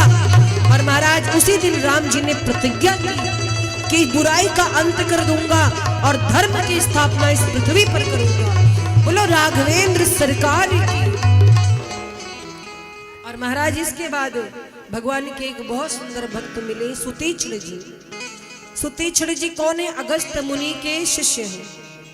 एक बार की बात है, बड़ी रोचक कथा है, बड़ी सुंदर कथा है, सुनाती हूँ आपको। अगस्त मुनि है, उनके शिष्य थे सुतीक्षण जी। जब छोटे से थे तो एक बार इनसे एक गलती हो गई थी। कौन सी गलती? भगवान शालिग्राम जी की सेवा अगस्त मुनि करते थे। एक दिन किसी कार्य से जा रहे थे तो अपने शिष्य को ठाकुर जी को दिया, माने शालिग्राम जी को और क्या कहा कि मैं जब तक लौट कर नहीं आता आप शालिग्राम जी की सेवा करना। सुतीक्षण जी कहते जी गुरुदेव मैं स्नान कराऊंगा, भोग लगाऊंगा। अगले दिन गुरुदेव गए, सुतीक्षण जी छोटे से शालिग्राम जी को हाथ में लेकर एक नदी के पास गए और स्नान कराया तो देखा वहां पर बहुत सुंदर जामुन का पेड़ था। अब छोटे थे, बाल बुद्धि, मन में लालच आ गया, जामुन खाने का मन किया तो तोड़े कैसे? सो वही शालिग्राम जी को फेंक फेंक कर जामुन तोड़ने लगे सुतीक्षण जी। ठाकुर जी को फेंक करके जामुन तोड़ने लगे। 2-3 बार फेंका, ठाकुर जी मिल गए। इस बार जोर से जामुन के गुच्छों पर प्रहार किया तो ठाकुर जी गायब हो गए, तालाब में, नदी में खो गए। अब सुतीक्षण जी कहे गुरु जी को क्या मुंह दिखाएंगे? जब गुरु जी आएंगे पूछेंगे ठाकुर जी का है तो हम क्या बोलेंगे? जामुन तोड़ रहे थे, बहुत पिटाई लगेगी। तो क्या किया, बाल बुद्धि एक बड़ा सा जामुन लिया और ठाकुर जी के स्थान पर लाकर रख दिया। सुतीक्षण जी ने सोचे गुरु जी जान नहीं पाएंगे। अगले दिन गुरु जी आए, सुतीक्षण जी से पूछा आपने खूब सेवा की? बोले हाँ सरकार खूब सेवा की, बहुत बढ़िया। भोग लगाया था? हाँ भोग लगाया था। गुरु जी बोले ठीक है मैं आ गया हूँ, आज से मैं स्वयं सेवा करूंगा। गुरु जी प्रातः काल उठे, स्नान किया और जैसे ही ठाकुर जी को हाथ में लिए तो हाथ ठाकुर जी छूटने लगे, जामुन है पिलपिला हो गया। तो सुतीक्षण जी से गुरु जी कहते हैं सुतीक्षण ये क्या हो गया ठाकुर जी को है? सुतीक्षण जी सोचे अब तो मारा जाऊंगा, तो झूठ क्या बोला, बहाना क्या किया। बोले गुरुदेव जब रोज रोज चंदन और पानी से नहलाओगे तो क्या होगा? यही होगा ना, नित नित चंदन पुनि पुनि पानी, ठाकुर जी सड़ गए हम का जानी। और जब इस प्रकार से कहा ठाकुर जी सड़ गए हम का जानी, अगस्त मुनि को बहुत क्रोध आया। बोले दूर हट जा मेरी नजरों से, और आज के बाद दिखाई मत पड़ना। अब तू तभी मेरे पास आना जब ठाकुर जी तेरे साथ आएंगे। और महाराज तब से सुतीक्षण जी गुरु जी के सामने नहीं गए। वर्षों बीत गए, बहुत समय बीत गया। सुतीक्षण जी ने जब सुना राम जी आ रहे तो खुश हो गए। राम जी के आगमन की बात सुनी, सुतीक्षण जी खुश हो गए कि अब मैं गुरु जी के पास राम जी को लेकर के जाऊंगा। महाराज एक बात कहें आपसे, इस संसार में भगवान उनको मिलते जो सरल होते हैं। आज एकादशी है ना, विजया एकादशी। आज मैं आपसे कुछ चर्चा करूंगी। एकादशी से याद आया, एकादशी के दिन बहुत से लोग व्रत रखते हैं, बहुत से लोग नहीं भी रखते हैं। एकादशी के दिन क्या किया जाता है? आप लोग तुलसी महारानी की सेवा करते हो ना? एकादशी के दिन तुलसी में जल डालते हो? कितने लोग डालते हैं? नहीं डालना चाहिए। एकादशी के दिन तुलसी जी में जल नहीं डालना चाहिए, अपराध बनता है। क्यों? जिनको पता है अच्छी बात है, जिनको नहीं पता मैं बताती हूँ। तुलसी जी भी भगवान के लिए व्रत रखती है निर्जल। यदि आपने जल डाल दिया तो उनका व्रत खंडित हो जाता है। एकादशी के दिन तुलसी के पत्तों को तोड़ना भी अपराध है। तो एकादशी को आप कुछ अपराध ना करें। वैसे नियम तो बहुत सारे, झूठ नहीं बोलना चाहिए, कपट नहीं करना चाहिए। तो एकादशी का मतलब ये होता है हमारे 5 ज्ञानेंद्रिया, 5 कर्मेंद्रिया और एक मन,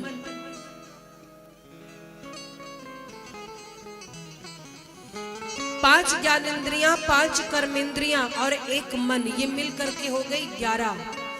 और इन्हीं को भगवान के चरण में लगाना, यही एकादशी है।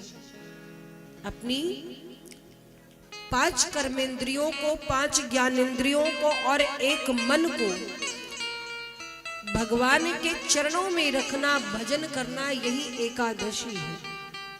एकादशी से याद आया महाराज, एक बार की बात है, एक बार की बात है,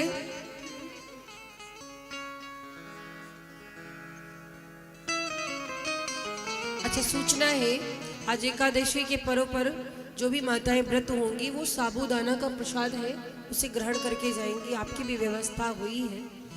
तो महाराज एक दीवार की बात है, एक आदमी था, बड़ा भोला भाला था, बहुत ही भोला था, बहुत ही सीधा था।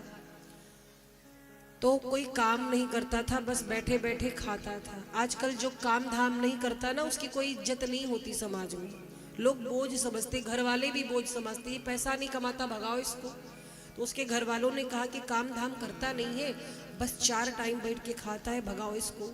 घर वालों ने घर से भगा दिया। बेचारा घर से निकला, कुछ दूर बढ़ा तो उसे एक मंदिर दिखाई दिया, आश्रम था। मंदिर के पुजारी जी को देखा, पुजारी जी को देखा तो पुजारी जी हष्ट पुष्ट थे। भाई मंदिर के पुजारी पंडा तो मोटे ताजे होते ही हैं। देखो दो तरह के लोग जीवन में होते, एक खाते पीते घर के होते और एक पीते खाते घर के होते।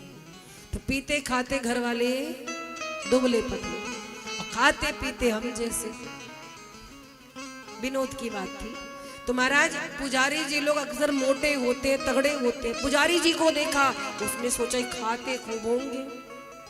तब तक पुजारी जी के 2-4 शिष्य और आए, उनको भी देखा, वो भी वैसे। तो उस व्यक्ति को लगा कि यहाँ खाने को खूब मिलता होगा, क्यों ना यहीं पर शरण मांग लूं। मंदिर के पुजारी जी के पास गया, वो बोला गुरुजी हमें भी आपके आश्रम में रहना है। गुरुजी बोले रहो। उसने बोला यहाँ कुछ काम करना पड़ेगा।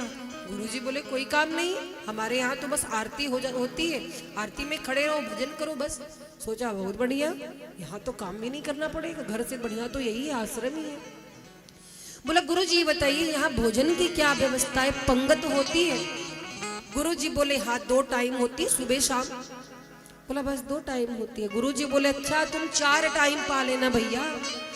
बोला तब बढ़िया है, कोई काम भी नहीं करना, खाने को भी खूब मिलेगा, और क्या चाहिए जीवन में, करना कुछ पड़े ना। आश्रम में रह गया। गुरुजी ने नामकरण कर दिया, तुलसी माला पहना दी, रोज भजन पूजन में आता, खड़ा हो जाता, बाकी दिन आराम करता। एक दिन की बात है, उठा सुबह स्नान करके आया, देखा तो जितने भी भंडारे थे, चूल्हे सब ठंडे पड़े थे, कुछ बना नहीं था। आया बोला गुरुजी आज भोजन नहीं बनाए। गुरुजी बोले बताना भूल गए थे, आज एकादशी और एकादशी को अन्न दोष होता है, भोजन नहीं बनता है, तो आज तो निराहार रहना पड़ेगा। बोला हमको क्या पता था, यहाँ भी हमारा पीछा लग जाएगा। बोला गुरुजी अगर आज आपने मेरी एकादशी करा दी, हम द्वादशी का मुंह नहीं देख पाएंगे। गुरुजी बोले तुम नहीं रह पाओगे। नहीं गुरुजी। गुरुजी बोले तब तो बड़ा संकट है तुम्हारे साथ। वैसे एकादशी के दिन भोजन तो नहीं बनता है, पर तुम्हारे साथ बड़ा संकट है, तुम जियोगे ही नहीं। तो चलो भैया सामग्री तुमको देते, यहाँ बनाना मत, थोड़ा दूर जाके बना लेना और भगवान को भोग लगा करके पाना, प्रसाद बुद्धि से ग्रहण करोगे तो दोष नहीं लगेगा। बोला ठीक है गुरुजी। एक शिष्य से गुरुजी बोले इसको आटा चावल, बाकी जो चावल नहीं आटा और जो भी सामग्री है सब दे दो। अब उसको आटा और सब्जी मसाले इत्यादि सब सामग्री दी गई और वो गया, एक नदी के तट पर बैठ गया, वृक्ष के नीचे भोजन कच्चा पक्का बनाया, भूख लगी थी बड़ी जोरों की। और जब खाने चला तो उसको याद आया गुरुजी ने कहा था पहले भगवान को खिलाना, तो उसको बड़ा सरल व्यक्ति था, उसको लगा भगवान आते होंगे खाते होंगे, तो लगा भगवान को बुलाने। भगवान को बुलाता है और क्या कहा, कहता है राजा राम आइए, राजा राम आइए, अपने भोजन का भोग लगाइए।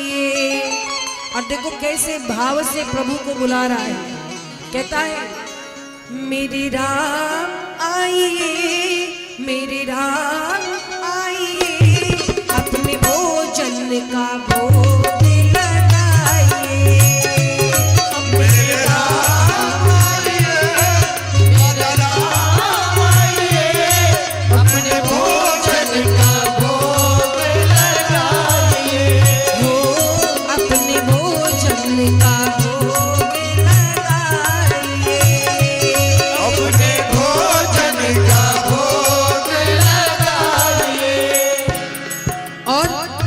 भगवान को बुलाने। थोड़ी देर देखा भगवान नहीं आए तो बोला अच्छा आप सोच रहे हो कि हम आपका आवाहन करेंगे, हमें पूजा नहीं आती। और क्या कहता है, बड़ा सरल भक्त है, कहता है आज मनी अर्धाना आरती यहाँ यही मेहमानी, आज मनी अर्धाना आरती यहाँ यही मेहमानी, रूखी रोटी पाओ प्रेम से पियो नदी का पानी, राजा राम आइए, राजा राम आइए, अपने भोजन का भोग लगाइए, राजा राम आइए, राजा राम आइए, अपने भोजन का भोग लगाइए, अपने भोजन का भोग लगाइए, अपने भोजन का भोग लगाइए। फिर भगवान जब नहीं आए तो कहता है अच्छा, भगवान इस चालाकी में हो कि मंदिर में बढ़िया बढ़िया व्यंजन मिलता है, 56 भोग हमने रूखी सूखी बनाई है, तो सुनो वहां भी कोई जुगाड़ नहीं है, वहां से प्राण बचा के हम ही भाग के आए हैं। आज हमारे ही पास व्यवस्था है, मंदिर में कुछ बना नहीं। भूल करोगे यदि तज दोगे भोजन रूखे सूखे, और एकादशी आज मंदिर में बैठे रहोगे भूखे, राजा राम आइए, मेरे राम आइए, अपने भोजन का भोग लगाइए, राजा राम आइए, मेरे राम आइए, अपने भोजन का भोग लगाइए, अपने भोजन का भोग लगाइए, अपने भोजन का भोग लगाइए। बड़ी देर से प्रार्थना कर रहा था, भगवान उसकी सरलता पर रीझ गए, भगवान आए, पर भगवान भी कम कौतुकी नहीं, अकेले नहीं आए, उसने एक भगवान बुलाया। भगवान आए तो किसके साथ आए, वहां मांग में श्री जानकी जी हैं, सीता समारोपित वाम भागम, श्री जानकी जी वहां मांग में है। उसने जो देखा सीता जी को, राम जी को, मन में सोचाइए कि भगवान बुलाए थे, यहाँ दो दो भगवान आ गए। एक बार जानकी जी को देखता, एक बार रोटियों को देखता, बनी तो एक के लिए है, हमको लगता थोड़ी बहुत तो कम पड़ ही जाएंगी, चलो कोई बात नहीं, थोड़ी बहुत तो एकादशी ये लोग हमारी करा ही देंगे। बोला प्रभु आइए पाइए भोजन, भगवान का भोग लगाया। भगवान ने जाने लगे तो बोला अगली एकादशी को कितने आओगे, भगवान बोले आ जाएंगे, नहीं बता के जाओ, हमको दूसरे से अन्न राशन मांगना पड़ता, उसी हिसाब से। भगवान बोले आ जाएंगे। महाराज अगली एकादशी आई, 15 दिन बाद गया गुरु जी के पास, गुरु जी वहाँ दो दो भगवान आते, थोड़ा राशन बढ़ाइए। गुरु जी सोचे भूखा होता होगा ज्यादा, इसलिए ये बोल रहा राशन बढ़ाइए। गुरु जी ने राशन बढ़वा दिया, 3 सेर आटा, बाकी सब सामग्री। अगली एकादशी को पहुंचा, भोजन बनाया और बुलाता है सीताराम आइए, मेरे सीताराम आइए, भोजन का भोग लगाइए। अब की सीताराम जी को बुलाया तो कौन कौन आया, वाम भाग माँ जानकी लखन दाहिनी ओर। इस बार लक्ष्मण जी को देखा, घूरने लगा। राम जी कहते हैं ऐसे क्या देख रहे हो, भोजन निकालो, हम लोग आ गए। राम जी से बोला पहले इनका परिचय दीजिए, ये कौन है। राम जी बोले मेरे छोटे भैया लक्ष्मण जी। बोला शकल से तो नहीं लगते। लक्ष्मण जी कहते अच्छी जगह लाए प्रभु। राम जी कहते हैं छोटे भाई है मेरे, ऐसे थोड़ी बोलना चाहिए। वो भक्त बोला प्रभु एक बात बताओ, एक को बुलाओ 2 आते हैं, 2 को बुलाओ 3 आते, हद है। हमने आपका ठेका लिया है कि आपके पूरे खानदान का। लक्ष्मण जी कहते क्या प्रभु किस जगह लेकर के आए। राम जी बोले बड़ा प्यारा भक्त है, कोई बात नहीं। बोला आइए पाइए भोजन, लेकिन बता करके जाना चाहिए ना कितने आओगे। अब लगता है थोड़ी बहुत एकादशी तो आज करा ही दोगे, पर आप लगते बड़े प्यारे हो। भोजन पवाया, जाने लगे प्रभु, अगली बार कितने आओगे। राम जी बोले आएंगे, नहीं नहीं क्लियर करके जाओ इसी वक्त। अरे आ जाएंगे। अगली एकादशी आई, गुरु जी से बोला, गुरु जी आपने इतने भगवान मेरे पीछे लगा दिए, वहां 3-3 भगवान आते हैं। गुरु जी को विश्वास नहीं हुआ, क्योंकि ऐसी कथाओं पे सरलता से विश्वास नहीं होता, मन सरल नहीं। गुरु जी ने कहा ये इतना अकेले खा नहीं पाता होगा, पक्का बेचता होगा, इसका पीछा करो, राशन तो पीछा करो। अगली एकादशी आई, लगा बुलाने, सीता राम आइए, लक्ष्मण राम आइए, मेरे भोजन का भोग लगाइए। और देखो इस बार बुला लिया, लेकिन बनाया नहीं भोजन, सामग्री लेकर बैठा है। भगवान आए, पर कौन कौन है? बैठे विपिन में भक्त ने, जब कीन्ही करुण पुकार, तब ताछन में प्रगट भयो, दिव्य राम दरबार। बोलो राम दरबार की। कौन कौन है? राम जी बाईं ओर, जानकी जी दाहिनी ओर, भैया लक्ष्मण, उनके बगल शत्रुघ्न जी, इधर भैया भरत, साथ में हनुमान जी। जो राम दरबार को देखा ऐसे करके बैठ गए। राम जी कहते कहाँ है भोजन? परोसो। बोला बनाए ही नहीं। राम जी बोले क्यों? हमको पता था फिर कुछ धोखा होगा, जब मिलना है नहीं तो बनाए। अरे प्रभु, नर नारियों की कमी थी, जो एक बानर भी उठा ले आए हो। हनुमान जी यूं देख रहे, नर नारी की कौन कहे, एक बानर हूं संग लाए, ये बानर तो एक को नहीं छोड़ेगा, अब तो कुछ मिलेगा नहीं। अच्छा हुआ हमने नहीं बनाया।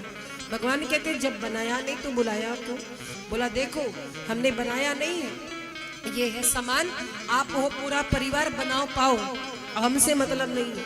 बैठ गया आंख बंद करके। किसी ने कहा आंख क्यों बंद की? बोला मिलना है नहीं, इतना बड़ा परिवार है। हद है, आज तो पूरा जिला लेकर चले आए प्रभु, हद है। भगवान हंसने लगे, कहते हैं भक्त का आदेश है। प्रबल प्रेम के पाले पढ़कर प्रभु को नियम बदलते देखा, अब अपना मान टले टल जाए, पर भक्त का मान न टलते देखा। राम जी कहते भैया लग जाओ अपनी अपनी ड्यूटी पर, भक्त का आदेश है। और महाराज क्या हुआ? सबने अपनी अपनी व्यवस्था संभाल ली।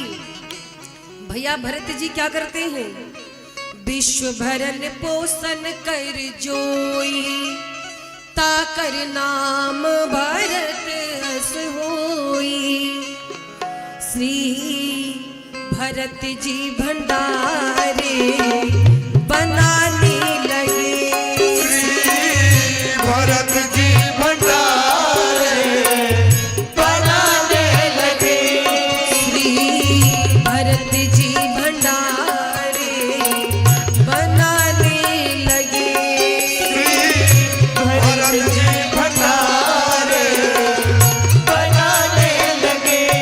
चुनकर लकड़ी लखन लाल लाने लगे, चुनकर लकड़ी लखन लाल लाने लगे। भैया भरत जी भंडारे बना रहे, लक्ष्मण जी लकड़ी बीन कर लाए। हनुमान जी को कौन सा काम मिला? पूछते पूछ से आंजनेय चौका को, पूछते पूछ से आंजनेय चौका को, और हाथों से पोछा लगाने लगे, हाथों से पोछा लगाने लगे। श्री भरत जी भंडारे बनाने लगे, भरत जी भंडारे बनाने लगे। और शत्रुघ्न भैया क्या कर रहे हैं? शत्रुघ्न भैया साग भाजी अमनिया करने लगे। और आज साक्षात माँ अन्नपूर्णा रसोई में बैठी श्री जानकी जी। तो जैसे ही जानकी जी रसोई में बैठी हैं, अष्ट सिद्धियां नव निधियां प्रकट हो गई हैं। पाके संकेत शक्ति का जत थे वहां, पाके संकेत शक्ति का जत थे वहां और अष्ट सिद्धि नव निधि के आने लगे, अष्ट सिद्धि नव निधि के आने लगे। श्री भरत जी बतारे बताने लगे, श्री भरत जी भटारे बनाने लगे, बनाने लगे। सबने अपने अपने उत्तरदायित्व को संभाला, अपना अपना कार्य कर रहे हैं। ये बैठा था, गुरुजी आए पीछे से, बोले क्या हो रहा है, यहाँ क्या कर रहे हो? बोला अरे गुरुजी देखो कितने भगवान आपने मेरे पीछे लगा दिए, देखो राम जी बैठे, जानकी जी पूड़ी बना रही हैं, देखिए ना कितने भगवान लगे। गुरुजी बोले हमें एक तो नहीं दिख रहे, हमें तो कोई नहीं दिख रहा। गया राम जी के पास, बोला पूरा परिवार तो पहले हमारा अनाज खा रहे हो, ऊपर से मेरे गुरु को दिख भी नहीं रहे हो। गुरुजी सोचेंगे सब हमारा क्रिया धरा है, मेरे गुरुजी को दिख जाओ। प्रभु राम जी बोले ना, गुरुजी को नहीं दिखेंगे। क्यों प्रभु? मेरे गुरुजी मुझसे ज्यादा ज्ञानी, मैं तो अनपढ़ हूँ। राम जी ने कहा आपके गुरुजी ज्ञानी हैं, पर आपके गुरुजी का हृदय सरल नहीं है, उनको नहीं दिख सकते। गुरुजी से बोला गुरुजी राम जी आपको नहीं दिखेंगे। राम जी कह रहे आपका हृदय सरल नहीं है। आज उस भक्त की सरलता पर गुरुजी को बड़ा पश्चाताप हुआ। गुरुजी रोने लगे, आंखों से आंसू बहने लगे, शिष्य के चरणों में गिर पड़े, बोले क्षमा कर दो, मैं समझ गया भगवान को ज्ञान से नहीं, भगवान को प्रेम से पाया जा सकता है। जरूरी नहीं जो पढ़ा लिखा हो वही भगवान को पाए, भगवान को तो आप केवल प्रेम से पा सकते हैं, पढ़ा लिखा होना जरूरी नहीं। गोपियों ने उद्धव जी के ज्ञान के पर्दे खोल दिए, बुद्धि के। उद्धव जी जो ब्रह्म ज्ञान का उपदेश करने आए थे, जिन गोपियों को ब्रजवासियों को गवार कह रहे थे, उद्धव जी उन्हीं गोपियों ने ज्ञान का पाठ पढ़ा दिया है, प्रेम का पाठ पढ़ा दिया है उद्धव जी को। तो महाराज भगवान केवल सरलता देखते हैं, आपका प्रेम देखते हैं। सुतीक्ष्ण जी जब भगवान श्री राम को देखे गदगद हो गए, हाथ जोड़ कर कहते प्रभु मैंने जीवन में कोई तपस्या नहीं की, कोई सत्संग नहीं किया, ना जप किया, मुझे कुछ ज्ञान नहीं था, फिर भी आज मेरे दृग को आप सफल करने आए हैं, आज मेरा जीवन धन्य हो गया। सुतीक्ष्ण जी राम जी को लेकर के अपने गुरु अगस्त्य मुनि के पास आए। अगस्त्य मुनि बड़े प्रसन्न हुए हैं। राम जी ने अगस्त्य मुनि को प्रणाम किया। अगस्त्य मुनि ने खूब स्वागत किया, कंद मूल फल पवाया। राम जी अगस्त्य मुनि से कहते हैं कि हे गुरुवर, मैं यहाँ क्यों आया हूँ आप जानते हो। मैंने शपथ लिया है कि इस धरती से निशाचरों का अंत करूंगा। अब आप मुझे वो मंत्र दे जिससे मैं पृथ्वी का भार उतार सकूं। अगस्त्य जी ने रघु जी का 31वां बाण राम जी को दिया और आदित्य हृदय स्तोत्र का मंत्र दिया। ये आदित्य हृदय स्तोत्र का मंत्र जो जाप करते हैं, पाठ करते हैं, उन्हें विजय की प्राप्ति होती है। तो राम जी को आदित्य हृदय स्तोत्र का दिया ज्ञान और रघु जी का 31वां बाण दिया। अगस्त्य मुनि से विदा लेकर के प्रभु आगे बढ़े हैं। और महाराज अब भगवान पंचवटी पहुंचे हैं। पंचवटी में श्री सीताराम जी लक्ष्मण जी पहुंचे हैं। पंचवटी में जब पहुंचे हैं तो पंचवटी में आई है कौन? रावण की बहन सूर्पनखा। सुंदर पुरुषों को देख करके सूर्पनखा मोहित हो गई। आई राम जी के पास, कहती है कि तुम सम पुरुष नमो सम नारी। इस संसार में तुम्हारे जैसा सुंदर पुरुष कोई नहीं, मेरी जैसी नारी नहीं। हमारी तुम्हारी जोड़ी ऊपर से बन के आई है। राम जी से कहती विवाह कर लो। बताओ कैसी नारी है, अपने विवाह का प्रस्ताव स्वयं लेकर आई है। राम जी समझ गए ये कितनी अच्छी है। राम जी कहते हैं कि देखो भैया, हम तो नहीं, वो छोटे वाले हैं ना जो गोरे गोरे, उनके पास जाओ, वो तुमसे शादी करेंगे। लक्ष्मण जी के पास आई, वही डायलॉग लक्ष्मण जी से, आप जैसा पुरुष इस धरती पर कोई नहीं, मेरी जैसी नारी नहीं है, विधाता ने ये जोड़ी बड़ी संजोग से बनाई है, 14 लोगों में भुवनों में टहल कर आई, आप जैसा दिखा नहीं। लक्ष्मण जी ने मन में सोचा, भैया राम से भी यही कह रही थी, हमको गोरा देखी मेरे पास आ गई, हमों से सुंदर कोई मिल जाएगा तो वहां भी चली जाएगी, इसका क्या भरोसा। लक्ष्मण जी कहते देखो देखो वो जो है ना सांवले वाली, वो स्वामी है, मैं सेवक हूँ, मुझसे शादी करोगी तो तुम्हें दासी बनकर रहना पड़ेगा, और उनसे करोगे तो मालकिन बनकर रहोगी। बोलो किससे करोगी? सूर्पनखा बोली ना ना, मुझे तो मालकिन बनकर के रहना है, नौकरानी नहीं बनूंगी। तो लक्ष्मण जी बोले उनके पास जाओ। सूर्पनखा फिर आई, क्योंकि इस समय सूर्पनखा ने वेश बदल दिया है, सुंदर नारी के रूप में।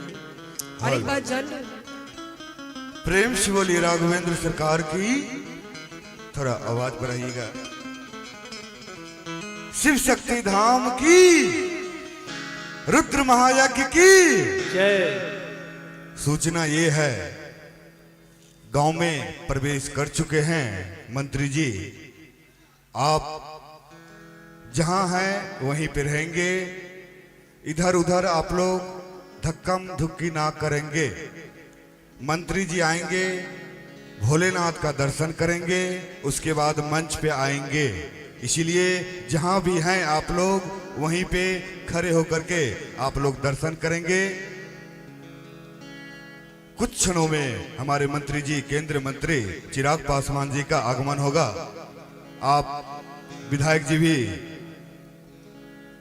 जी भी वर्तमान आपके इस क्षेत्र के जो है संजय सिंह जी, वो भी मंच पे रहेंगे, इसलिए जो भी माता बहनें भाइयों बुजुर्गों जहां भी हैं, आप वहीं पे खड़े होकर के आप लोग दर्शन करेंगे। पुनः कथा में कुछ क्षणों में हमारे मंत्री साहब, केंद्र मंत्री चिराग पासवान जी का मंच पे आगमन होगा। रसूलपुर ग्राम में प्रवेश कर चुके हैं, 5 से 10 मिनट में मंच पे आएंगे, आप लोग जहां हैं वहीं पे रहेंगे। श्री राम श्री राम।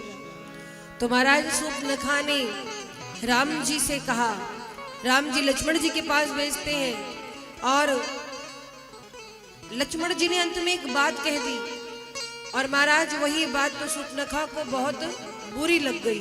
कौन सी? लक्ष्मण कहा तो ही सो बरई, जो तृण तोरी लाज परिहरई। लक्ष्मण जी कहते तुम जैसी नारी से वही विवाह करेगा जिसका लाज शर्म से कोई लेना देना ना हो। महाराज एक बात जान लो, आप लोग बैठ जाइए, आप लोगों को कितनी भी बातें समझाई जाए पर आप लोग समझते नहीं हैं, आप लोग बैठ जाइए। आप लोग सभी अपना अपना स्थान पर रहें। कुछ ही क्षणों में केंद्र मंत्री चिराग पासवान जी का आगमन होगा, भोलेनाथ का शिव शक्ति धाम का दर्शन करेंगे, उसके बाद मंच पे आएंगे। आप सभी से निवेदन है, आप अपने अपने स्थान पे ही रहें। बोलो राघवेंद्र सरकार की। लक्ष्मण जी कहते हैं कि एक नारी का ये गुण नहीं होना चाहिए कि वो जाके अपने शादी की बात खुद करे। तुम जैसी नारियों का जिससे लाज शर्म से कोई लेना देना नहीं, ऐसी नारी को कौन विवाह करेगा। और महाराज एक संदेश है समाज में, तना हो सर पे जब छप्पर तो सावन क्या बिगाड़ेगा। तना हो सर पे जब छप्पर तो सावन क्या बिगाड़ेगा, दुपट्टा हो बदन पर तो दुशासन क्या बिगाड़ेगा। और बहनों सौगंध है तुम्हें खींची हुई इस लक्ष्मण रेखा की, बहनों सौगंध है तुम्हें खींची हुई मर्यादा रूपी लक्ष्मण रेखा की। ये मर्यादा की रेखा पार मत करना तो रावण क्या बिगाड़ेगा, तो रावण क्या बिगाड़ेगा। आप संस्कार में है, मर्यादा में है, तो समाज में कोई आपका बाल बाका नहीं कर सकता। इसलिए एक नारी का स्वभाव होना चाहिए क्या, लज्जा, शीलता, धैर्य। और महाराज सूर्पनखा ने क्रोध किया है। जानकी जी जैसे कुटिया से बाहर आई, सूर्पनखा क्रोध करके दौड़ी, और महाराज क्रोध करके जानकी जी पर दौड़ी। राम जी ने कहा लक्ष्मण इसके नाक कान काटो, और महाराज तुरंत ही नाक कान बिनु भई बिकरारा, नाक कान कट गया है सूर्पनखा का। और सूर्पनखा के नाक कान कटे, रोती हुई आई खरदूषण के पास। खरदूषण से कहा कि आज मेरा अपमान हुआ है, तुम बदला लो। खरदूषण गया अपमान का बदला लेने के लिए। और महाराज खरदूषण बहुत बलवान था, पर श्री राम जी ने खरदूषण को समाप्त कर दिया। अब ये सूर्पनखा गई रावण के पास। अरे दशानन, तुम जैसा भाई जिसका हो धिक्कार है। रावण मदिरा पीकर सिंहासन पर बैठा था। सूर्पनखा गई, बोली तुम जैसे भाई के रहते आज बहन की ये स्थिति। रावण कहता पहले वो सब छोड़ो, बताओ नाक कान कहाँ कटा के आई हो। कहती है तुम्हें ये दिख रहा है, दो तपस्वी आए हैं, उनके साथ सुंदर नारी है, उन्होंने मेरा अपमान किया है, जाकर बदला लो। रावण कहता है खरदूषण से नहीं कहा। सूर्पनखा बोली कहा था, तो क्या हुआ? बोली खरदूषण गए ऊपर। रावण ने सोचा खरदूषण मोहि सम बलवंता, खरदूषण मेरे समान बलवान था, उसे तो केवल भगवान मार सकते हैं। इसका मतलब क्या भगवान का अवतार हो चुका है? अगर ये भगवान होंगे तो मैं इनसे संबंध बनाऊंगा। कैसा?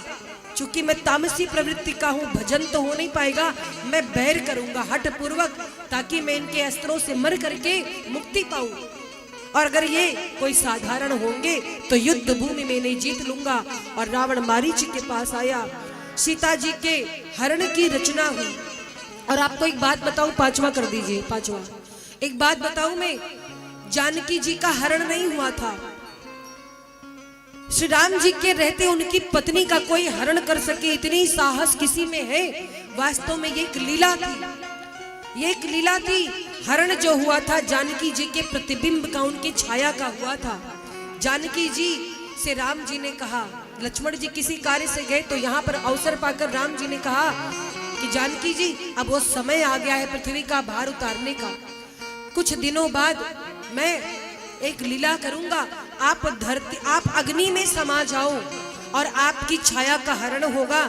और 14 वर्ष बाद जब लंका पर विजय प्राप्त करके आऊंगा, तब मैं आपको अग्नि से बाहर लेकर चलूंगा अयोध्या की ओर। तो महाराज ये एक लीला थी प्रभु की, जानकी जी का हरण नहीं हुआ था। रावण पहुंचा मारीच के पास और जानकी जी के हरण की योजना बनाई। मारीची ने सोचा इस पापी रावण के हाथों मरने से अच्छा है कि मैं भगवान के बाणों द्वारा मर करके मुक्ति पाऊं। सोने का मृग बन करके आज मारीची आया है। और महाराज स्वर्ण मृग आया। जानकी मैया ने प्रभु से कहा कि मुझको ये स्वर्ण मृग चाहिए। और ये भगवान की लीला हमें एक संदेश देती है। कौन सा?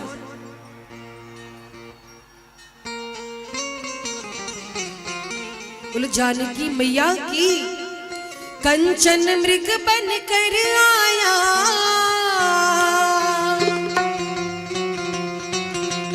कंचन मृग बन कर आया, कंचन मृग बन कर आया, सिया का अपहरण कराने। माया का मारीच चला मायापति को भटकाने। माया का मारीच चला मायापति को भटकाने। देखो माया का मारीच चला मायापति को भटकाने। माया का मारीच चला मायापति को भटकाने। वो कंचन मृग बन कर आया, कंचन मृग बन कर आया, सिया का अपहरण कराने। माया का मारीच चला मायापति को भटकाने। माया का मारीच चला मायापति को भटकाने। दोनों हाथों को उठा करके तालियों की सेवा करते हुए जय हो।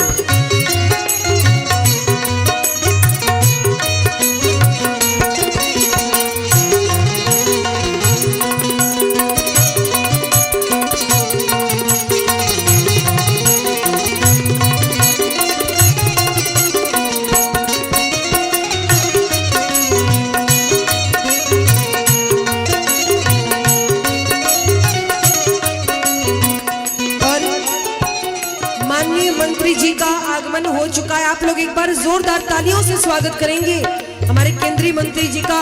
और सभी लोग जय श्री राम की जयकार करेंगे। बोलो जय श्री राम, जय श्री राम। जय जय श्री राम, जय श्री राम। जय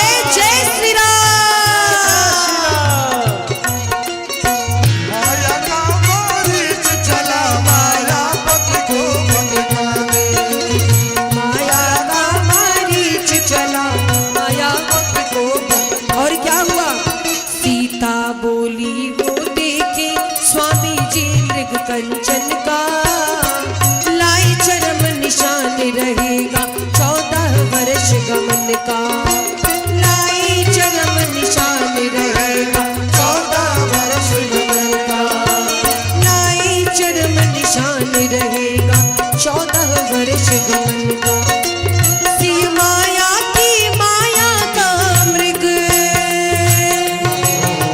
सिय माया की माया का मृग, लगे राम मुस्काने, माया का मारीच चला मायापति को भटकाने, माया का मारीच चला मायापति को भटकाने, माया का मारीच चला मायापति को भटकाने, माया का मारीच चला मायापति को भटकाने। बोलिए राघवेंद्र सरकार की जय। आप लोगों से निवेदन है कि हमारे माननीय केंद्रीय मंत्री, हम लोगों के लाडले सांसद, हम लोगों के घर के दुलारे माननीय चिराग पासवान जी एक छोटी सी अर्जी पर हम लोगों के बीच पधार चुके हैं। आप लोग शांति बनाए रखें। रसूलपुर शिव शक्ति धाम का परिचय दें। प्रेम से बोले शिव शक्ति धाम की, शिव शक्ति धाम की, यज्ञ नारायण भगवान की। हमारे बीच केंद्र मंत्री है, जो हमारे बिहार की जनता वोट दे करके विजय बना करके दिल्ली भेजे हैं। हमारे बीच चिराग पासवान जी का आगमन हुआ है। आप लोग जोरदार से ताली का स्वागत करेंगे। ये देश का भविष्य है, गरज करके तालियां होनी चाहिए। जय श्री राम, जय श्री राम। अब हमारे माननीय विधायक संजय कुमार सिंह को व्यासपीठ से आशीर्वाद और बुके भेंट।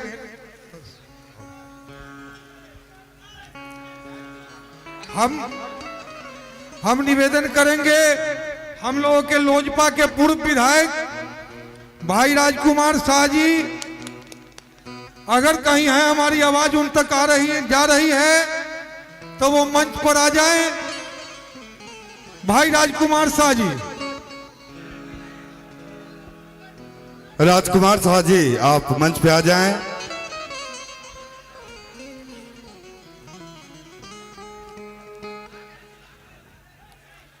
हेलो।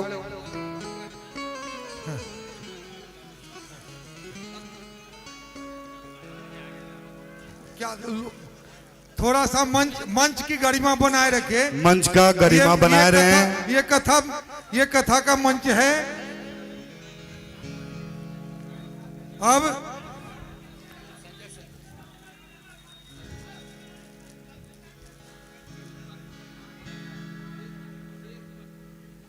जोरदार तालियों से स्वागत करेंगे माननीय मंत्री जी का, विधायक। अब हमारे लोजपा के प्रधान महासचिव बिहार संजय पासवान जी का बुके एवं शॉल से आशीर्वाद व्यासपीठ से।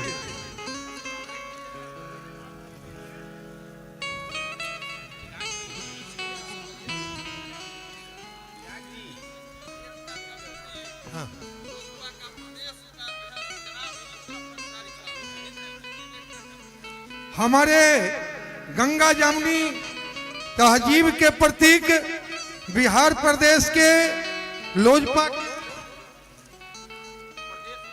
प्रदेश उपाध्यक्ष जनाब अशरफ अंसारी जी व्यासपीठ से बुके एवं शाल से सम्मानित होंगे। जोरदार तालियां आप लोग बजाते रहेंगे। जितने भी आगंतुक आए सबके स्वागत में गरज करके तालियां होनी चाहिए।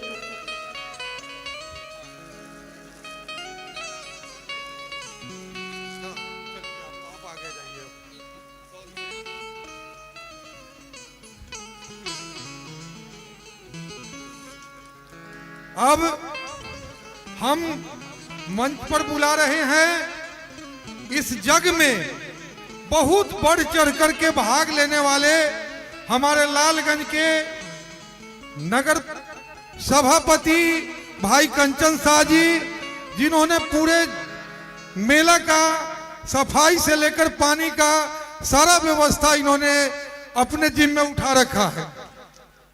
भाई कंचन शाह जी।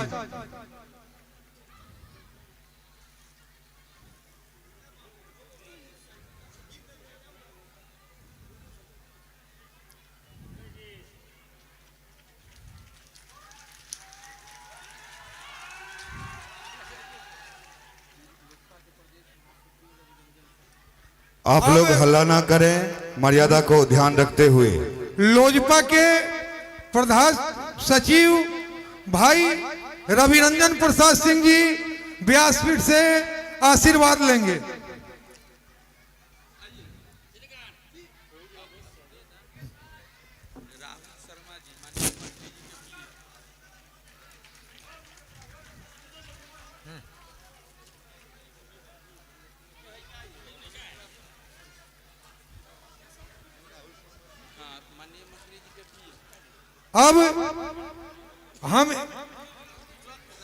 अब हम राहुल शर्मा जी को आमंत्रित करते हैं व्यासपीठ से आशीर्वाद लेने के लिए।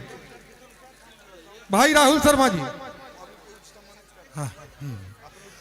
अवधेश बाबू हमारे पूर्व सांसद प्रतिनिधि, हमारे स्वर्गीय नेताजी माननीय रामविलास पासवान जी के लाडले लोग हैं। हम अवधेश बाबू को मंच पर आमंत्रित करते हैं व्यासपीठ से आशीर्वाद लेने के लिए।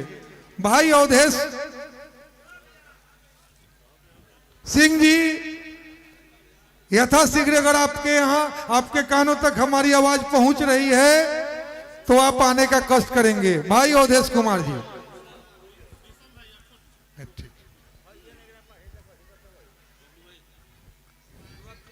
चूंकि कथा बीच में हमने रोका, चूंकि हम लोगों का बहुत बड़ा मान सम्मान हमारे माननीय सांसद, माननीय मंत्री भारत सरकार श्री चिराग पासवान जी एक छोटा सा रिक्वेस्ट पर, और इन्होंने कहा था कि आप याद कराइएगा, हम जग में जरूर आएंगे और इस शिव शक्ति धाम में भगवान शिव का दर्शन करेंगे। हम आभार व्यक्त करते हैं सारे लोगों का जिन्होंने इस शिव शक्ति धाम पर आकर के हम लोगों का मान सम्मान बढ़ाया है। हम अपने माननीय विधायक भाई संजय कुमार सिंह जी लगभग 2.5-3 घंटों से यहाँ पर प्रतीक्षा कर रहे हैं। बहुत सारा इनका निजी कार्यक्रम था, फिर भी इन्होंने रुक करके हमको बोले कि जब तक मंत्री जी नहीं आ जाते हैं, चूंकि हमारे क्षेत्र में आ रहे हैं, हम बैठे रहेंगे। हम हाँ हो गए।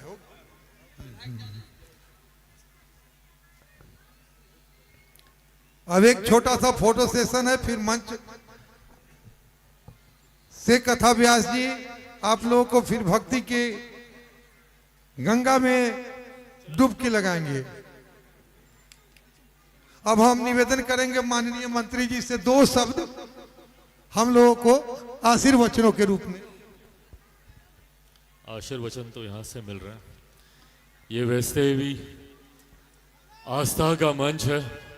यहाँ पर ना कोई राजनीति की बात होनी चाहिए, ना मैं किसी राजनीतिक उद्देश्य से यहाँ आया हूँ। आप सबके बीच, जैसे आप सब यहाँ पर श्रद्धालु बनकर आए हैं, आस्था भाव से आए हैं, कथा सुनने आए हैं, मैं भी उसी सोच के साथ यहाँ पर पहुँचा हूँ। शिव शक्ति का आशीर्वाद प्राप्त हो, हम सब की मनोकामना पूरी हो।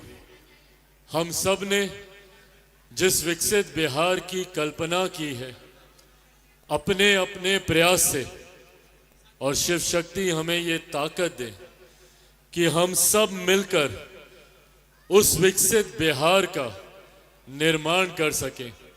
मैं भी एक लक्ष्य, एक मनोकामना के साथ आगे बढ़ रहा हूं। बिहार फर्स्ट, बिहारी फर्स्ट की सोच के साथ मैं आगे बढ़ रहा हूं। उम्मीद करता हूं कि आज यहां पर दर्शन मात्र से जो आशीर्वाद प्राप्त होगा वो हम सबको इतनी शक्ति देगा कि हम सब अपने लक्ष्य की प्राप्ति कर सकें। मैं विशेष तौर पर धन्यवाद दूंगा और अपनी तरफ से, अपनी सरकार की तरफ से मैं स्वागत करूंगा आदरणीय निशु भारद्वाज जी का, जो अयोध्या से चलकर यहां हम सब के बीच आए उन्होंने अपने विचारों को यहाँ रखने का कार्य किया। आस्था में जो ज्ञान है वो सही मायनों में आपको आगे बढ़ने की दिशा भी दिखाता है, प्रेरणा भी देता है।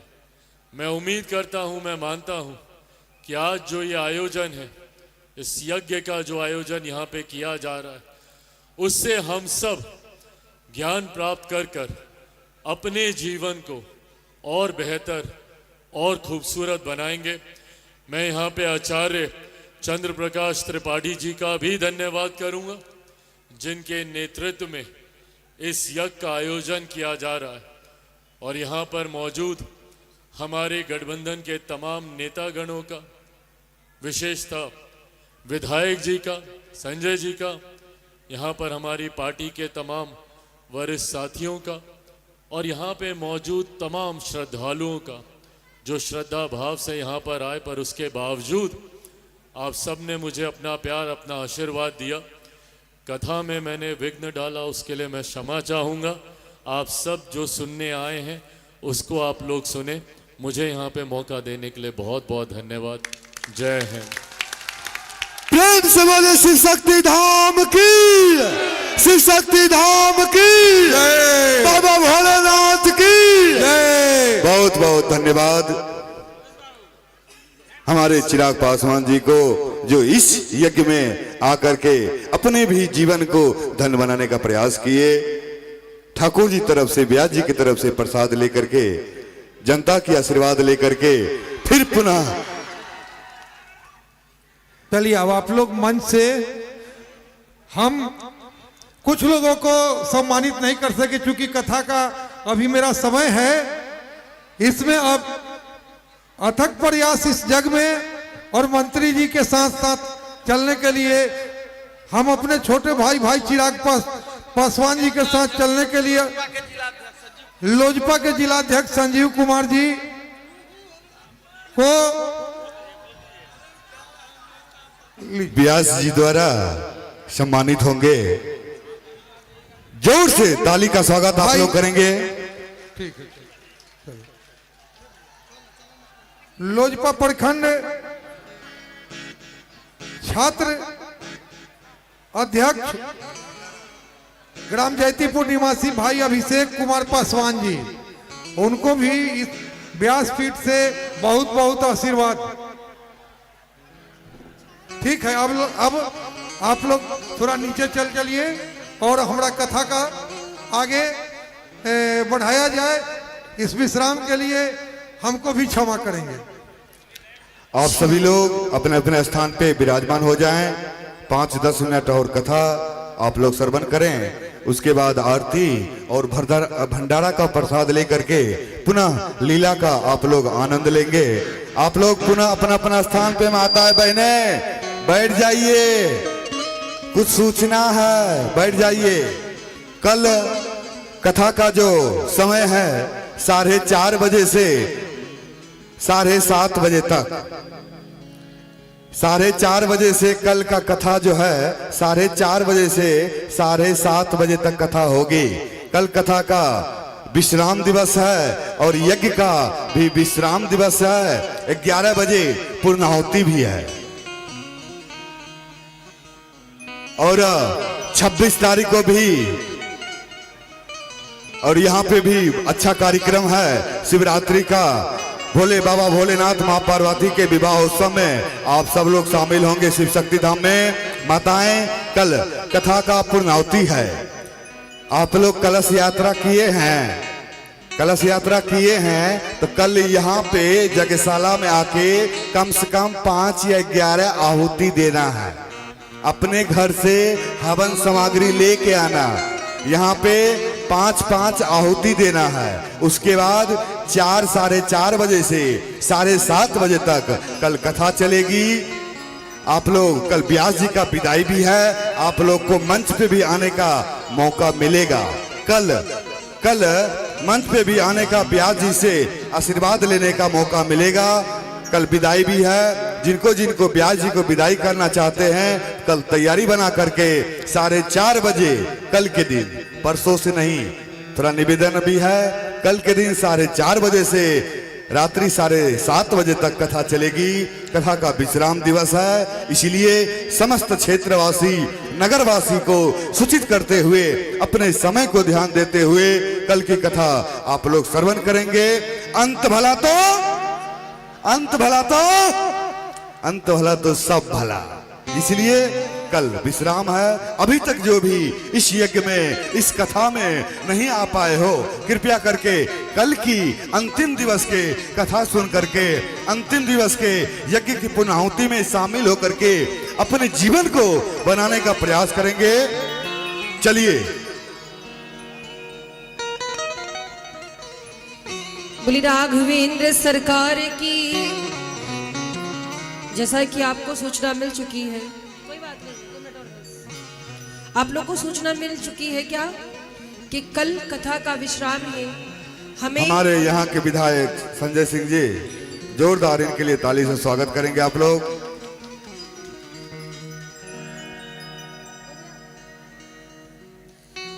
कल समय का अभाव है क्योंकि कथाएं बहुत सारी हैं। आप लोग सुंदरकांड की कथा, रावण वध की कथा सुनेंगे। फूलों की होली होगी, राम जी का राज्याभिषेक होगा। आपके पास यदि फूल है तो फूल लेके आना, टूटे हुए फूल। कल फूलों की होली होगी। अयोध्या में जैसे राम जी के लौटने पर उत्सव मनाया गया था, कल वैसा ही आनंद यहाँ आने वाला है। तो कल सभी अवश्य है, लेकिन समय का ध्यान रखिए क्योंकि हमें अन्यत्र भी कार्यक्रम के लिए जाना है। 26 से प्रातःकाली कलश यात्रा है, तो हमें कल ही रात्रि में निकलना है। इसलिए प्रयास ये रहेगा कि कल हम लोग 4 साढ़े 4 बजे बैठ जाएंगे। आप लोग कल अपने कार्यों से निवृत्त होकर जल्दी आने का प्रयास करेंगे। हम आपकी प्रतीक्षा करेंगे। कल जल्दी आएंगे ना, क्योंकि फिर मिलन कल तक ही है हमारा आपका, उसके बाद हम कहाँ आप कहाँ। फिर आप हमें YouTube पे दे सकते हैं, या फिर जब शिव शक्ति की कृपा भई रसूलपुर ग्राम के लोगों ने पुनः प्रेम दिया, स्नेह दिया, तो हो सकता है फिर आगमन हो। लेकिन कल तो कल की बात है ना। अभी क्या है कि कल हमारा आपका आखिरी समय है मिलन का, तो इसलिए आप लोग समय से आ जाएंगे 4:30 बजे, क्योंकि उससे देर में आएंगे तो फिर हमारे और आज के जो मुख्य जजमान हैं मंच पे आने का प्रयास करेंगे। आज के जो मुख्य जजमान हैं, यदि आवाज सुन रहे हो तो मंच पे आने का प्रयास करेंगे। श्री राम जय राम जय जय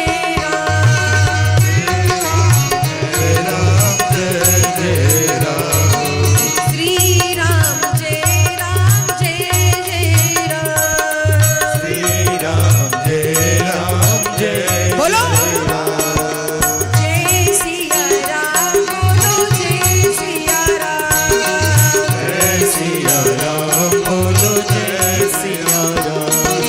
राम राम बोल, सीता राम बोल, राम राम बोल, सीता राम बोल, राधे श्याम बोल, राधे श्याम बोल, राधे श्याम बोल, राधे श्याम बोल।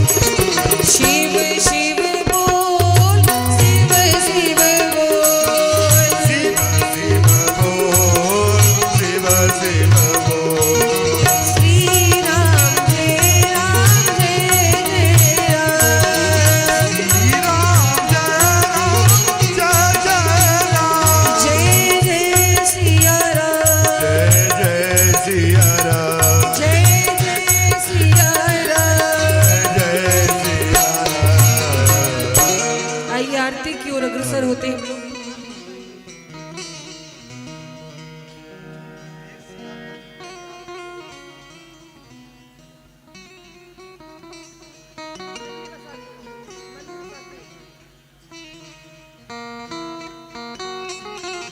हमारे जजमान जी राम किशोर सिंह जी, राम किशोर सिंह जी है ना? हाँ, राम किशोर जी का कोई भी परिवार हो, सदस्य हो, तो मंच पे आ जाए आरती के लिए। थोड़ा आवाज मॉनिटर में, आरती के लिए मंच पे आ जाएं। प्रोफेसर साहब आप भी आ जाएं। आरती लेकर के पुनः आप लोग भंडारा का प्रसाद ग्रहण करेंगे। भंडारा का प्रसाद ग्रहण करते हुए पुनः लीला का आनंद लेंगे, जो कि बहुत सुंदर लीला वृंदावन धाम से पधारे आपके बीच आज और कल। उसके बाद परसों महाशिवरात्रि है, परसों भी कार्यक्रम है, आप लोग आइएगा, उपस्थित होना चाहिए। रे भैया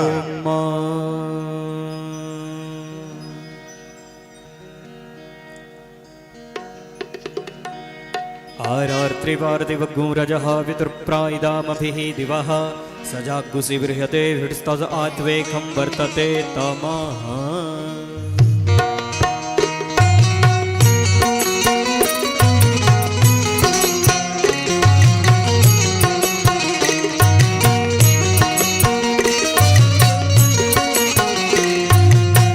खड़े हो जाइए।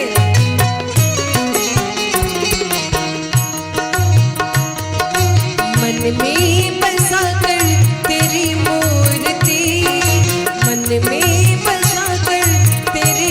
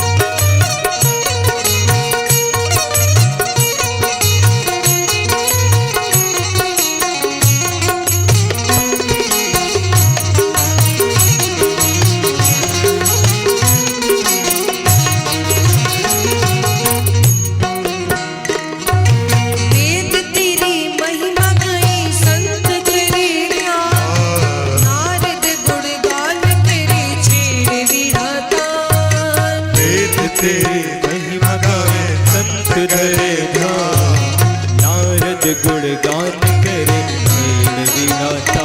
ओ वेद तेरी महिमा गाए संत करे ध्यान, नारद गुणगान करे चेर विनाता।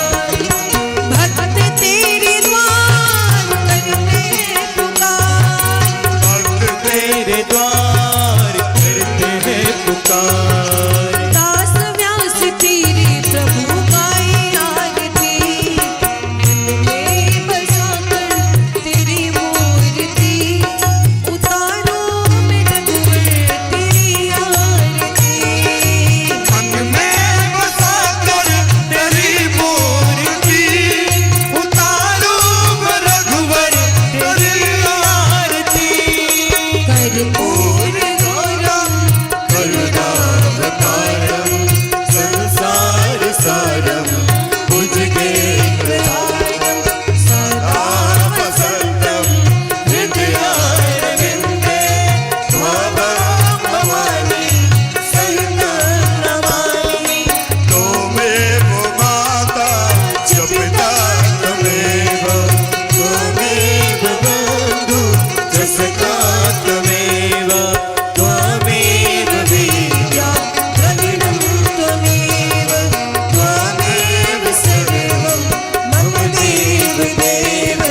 मन में बसाकर तेरी मूर्ति, उतारो मैं रघुवर तेरी आरती।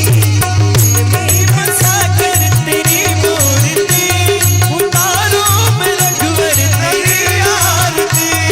उतारो मैं रघुवर तेरी आरती, उतारो मैं रघुवर तेरी आरती। उतारो मैं रघुवर तेरी आरती। बोलो राघवेंद्र सरकार की, शिव शक्ति धाम की, यज्ञ नारायण भगवान की, हर हर महादेव शंभु। जलेन शीतले कर्णं पुष्पै देवता विवन्दनं महात्मा विवन्दनं मन्त्रपुष्पाञ्जलिः हरिः ओम्।